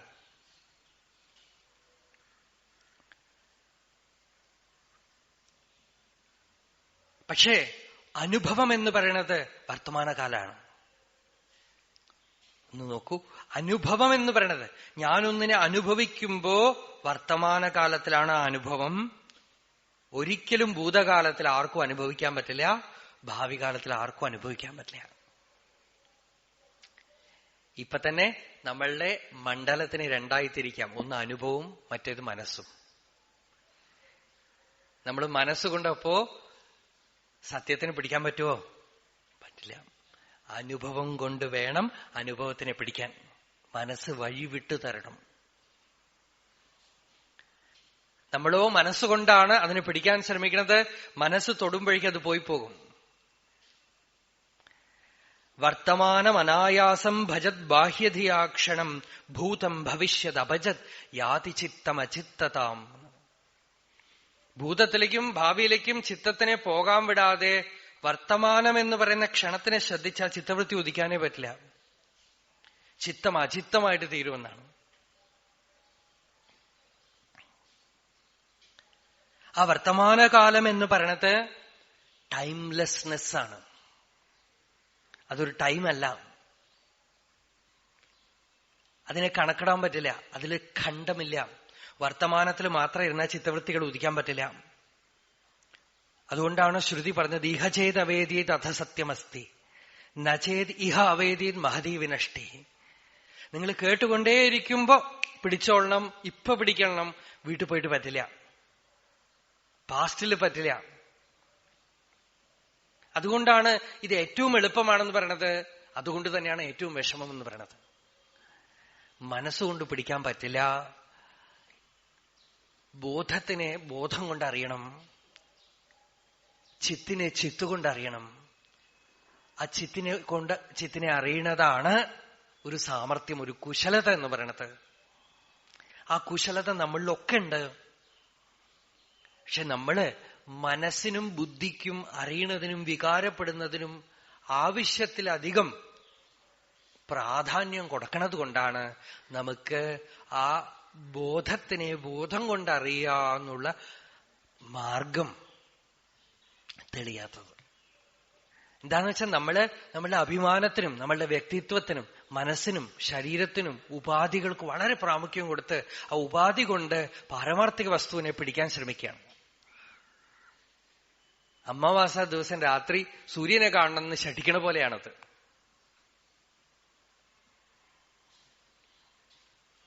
സൂര്യനതാ പ്രകാശിക്കണം, എപ്പോഴുണ്ട്, സിദ്ധമാണ്, എപ്പോ വേണമെങ്കിൽ. അത് നമുക്ക് സിദ്ധമാണ്. അതിനെ ശ്രദ്ധിച്ചാൽ അത് അനവരതമുണ്ട്, നിത്യനിരന്തരം. അഹമസ്മി അസ്തി, അസ്മി എന്ന് പറയുമ്പോൾ പോലെ ഒരു അഭിമാനം ഉണ്ടല്ലോ അവിടെ. സത്താ ചിത് സുഖരൂപം അസ്തി സതതം.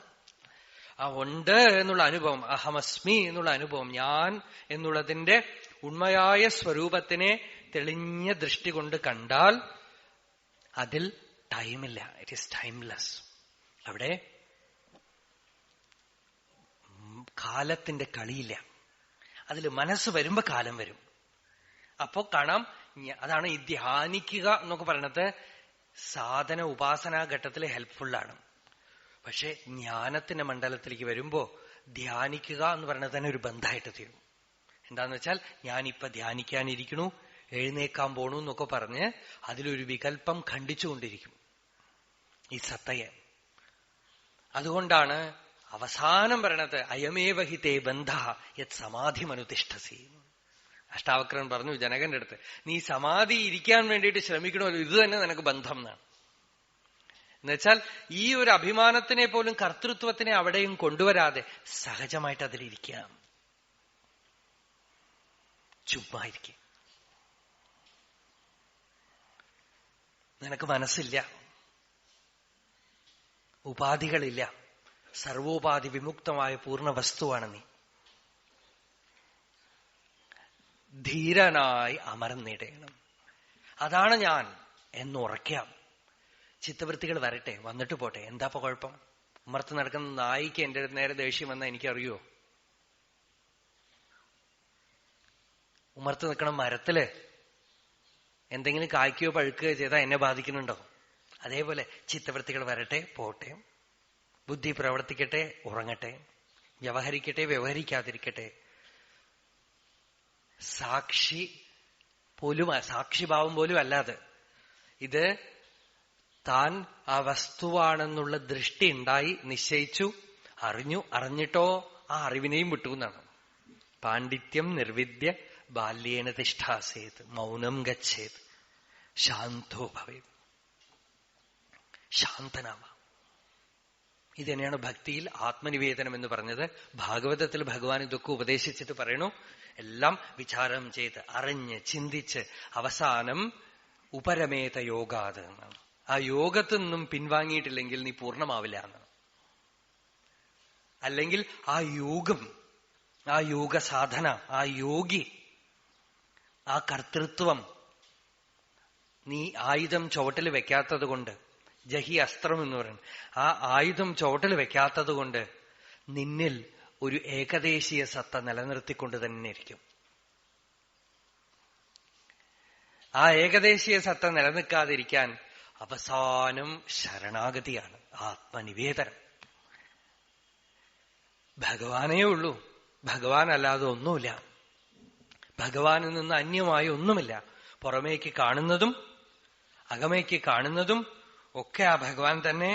ഭഗവാൻ അല്ലാതെ ഇവിടെ വേറെ ഒന്നിനും സ്ഥാനമില്ല. ഭൂരംബാംസി അനലോ അനിലോ അംബരമഹർനാഥോ ഹിമാംശു പുമാൻ ഇത്യാഭാതി ചരാചരാത്മകമിതം യസ്സൈവ മൂർത്യഷ്ടകം ന അന്യത് കിഞ്ചന വിദ്യത്തെ വിമർശതാം യസ്മാത് പരസ്മാത് വിഭോ തസ്മൈ ശ്രീ ഗുരുമൂർത്തയേ നമൈതം ശ്രീ ദക്ഷിണാമൂർത്തയേ. ഇവിടെ കാണുന്നതൊക്കെ തന്നെ ആ അറിവിന്റെ സ്വരൂപമായി, ഭഗവത് സ്വരൂപമായി മാറുന്നു. ഇവിടെ ഭഗവാൻ അല്ലാതെ വേറെ ഒന്നുമില്ലെന്നുള്ള ഒരു ദൃഷ്ടി ഉള്ളില് ഉണരുമ്പോ ആ സമയം നമ്മള് സ്വതന്ത്രരായിട്ട് തീരും. ഇവിടെ പഞ്ചഭൂതങ്ങളും പ്രപഞ്ചവും ഒക്കെ തന്നെ അറിവായി മാറിടുന്നു. നാരായണ ഗുരുസ്വാമി ഇതിലൊരു പാട്ടില്, ഒരു പദ്യത്തില് പറയണു, പഞ്ചഭൂതങ്ങളെ ഒക്കെ പറഞ്ഞിട്ട് പറയണു, ഇതൊക്കെ തന്നെ ആ നിജസ്വരൂപമായി, അറിവായി, ആത്മസ്വരൂപമായി തന്നെ മാറി നിൽക്കുന്നു. അതല്ലാതെ വേറെ ഒന്നുമില്ലെന്നുള്ള ആ അനുഭൂതി. കാറ്റ്, തീ, മണ്ണ് എല്ലാം പരമചിദംബരമാർന്ന ഭാനുമാൻ തൻ തിരുവുരുവാണ് തിരഞ്ഞു തേറിടേണം.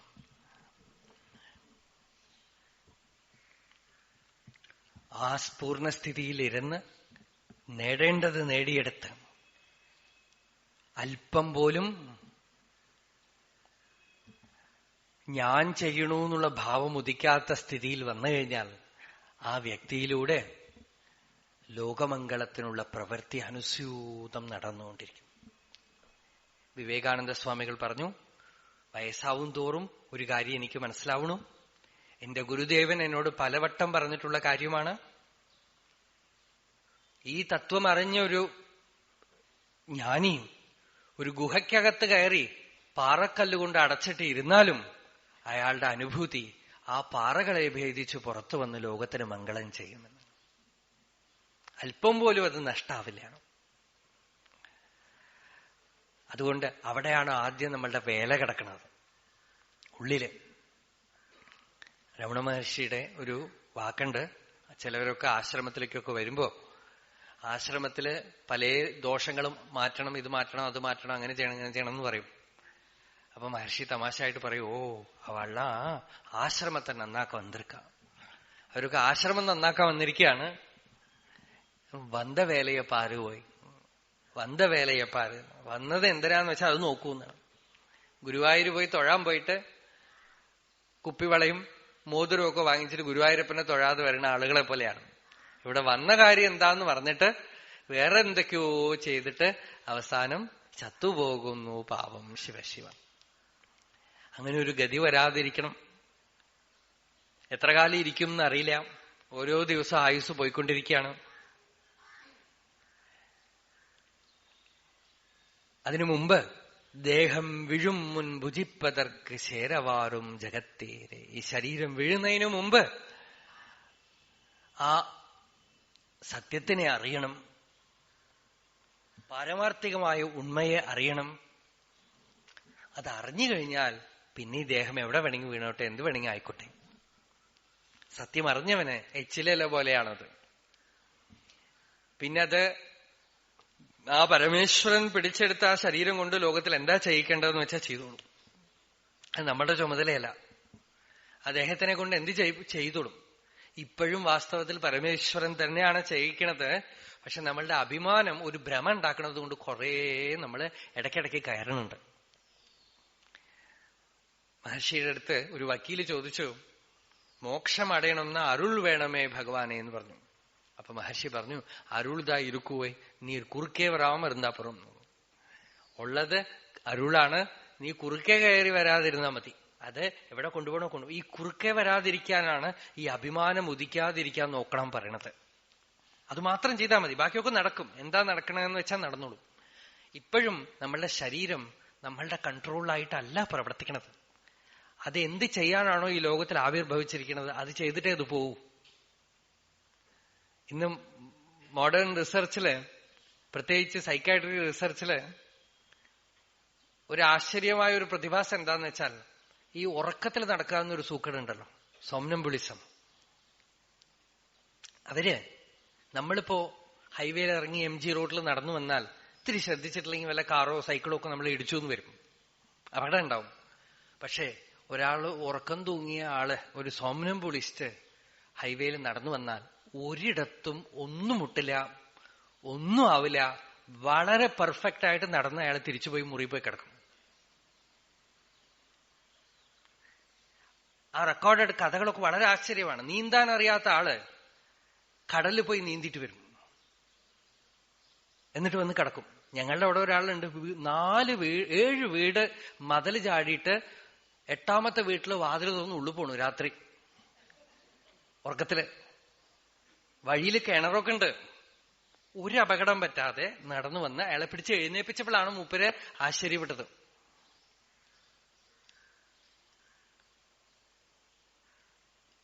ഇതിന്ന് തന്നെ ഒരു കാര്യം മനസ്സിലാക്കാം, നമ്മളുടെ സാമർത്ഥ്യം കൊണ്ടൊന്നുമല്ല ഈ ശരീരം ഇവിടെ നടക്കണത്. പലരും, ഞാൻ ഈ ഉദാഹരണം പറഞ്ഞിട്ട് പലരും പറയണ്ട്, സ്വാമി പറഞ്ഞ ശേഷം ഞങ്ങൾ ഒരു കാര്യം ശ്രദ്ധിക്കണ്ടേ, ഈ കാർ ഓടിക്കുമ്പോ ഒരു ഓട്ടോ ഡ്രൈവർ എന്നോട് പറഞ്ഞു, ഓട്ടോ ഓടിക്കുമ്പോ എനിക്ക് നല്ലവണ്ണം ഈ കാര്യം തത്വം മനസ്സിലായി. എന്താന്ന് വെച്ചാൽ, പലപ്പോഴും ഒരു 5-6 കിലോമീറ്റർ വളരെ അപകടമായ വഴി കൂടിയൊക്കെ എന്തൊക്കെയോ സ്വപ്നം കണ്ട് സിനിമയൊക്കെ ചിന്തിച്ചിട്ടായിരിക്കും ഓടിച്ചത്. ഒന്നും ശ്രദ്ധിച്ചിട്ടേ ഉണ്ടാവില്ല. വളരെ അപകടമായ സ്ഥലത്തൊക്കെ തിരിച്ചിട്ടുണ്ടാവും, കയ്യെ ഗിയർ മാറ്റിയിട്ടുണ്ടാവും, ഒക്കെ ഉണ്ടാവും, ഒന്നും അറിയില്ല. ഇതുകൊണ്ട് തന്നെ ഞാൻ മനസ്സിലാക്കി, എന്റെ സാമർത്ഥ്യം കൊണ്ടൊന്നുമല്ല ഓട്ടോ ഓടിക്കുന്നതും ജീവിക്കുന്നതും. ഈ ശരീരം ഏതോ ഒരു ശക്തി ഓടിച്ചുകൊണ്ട് നടക്കുകയാണ്, അതിനനുസരിച്ച് അത് ഓടുകയാണ്. പലപ്പോഴും നമ്മൾ ശ്രദ്ധിക്കണം എന്ന് ധരിച്ച അപകടം പറ്റിക്കും, വളരെ ജാഗ്രതയായിട്ട് ചെയ്യണമെന്ന് ധരിച്ച അപകടം പറ്റിക്കും. ശരിക്കും നമ്മളുടെ അഭിമാനമാണോ കുഴപ്പം? ക്രിയേറ്റിവിറ്റിക്ക് ഏറ്റവും വലിയ തടസ്സം അഭിമാനമാണ്. MS സുബ്ബലക്ഷ്മിയുടെ അടുത്ത് ഒരു ഇന്റർവ്യൂ ചെയ്തപ്പോ അവര് പറഞ്ഞു, ചില ദിവസം കച്ചേരിയൊക്കെ വളരെ നന്നാവണു നിങ്ങളുടെ, ചില ദിവസം അങ്ങനെ ആവണില്ല, എന്താ കാര്യം? അവര് പറഞ്ഞു, സാധാരണ ഞാനൊന്നും ആലോചിക്കാറില്ല, ആർക്കെങ്കിലും ഒരാൾക്ക് ശരണാഗതി ചെയ്യണം, അത്രേ ഉള്ളൂ. അവര് പറയും, എന്റെ ഭർത്താവ് സദാശിവം എവിടെ വിളിച്ചോണ്ട് പോകണോ അവിടെ പോവും, അദ്ദേഹം പാടാൻ പറയുന്ന സ്ഥലത്ത് പാടും, അദ്ദേഹം ഉടുക്കാൻ പറയുന്ന വസ്ത്രം ഉടുക്കും.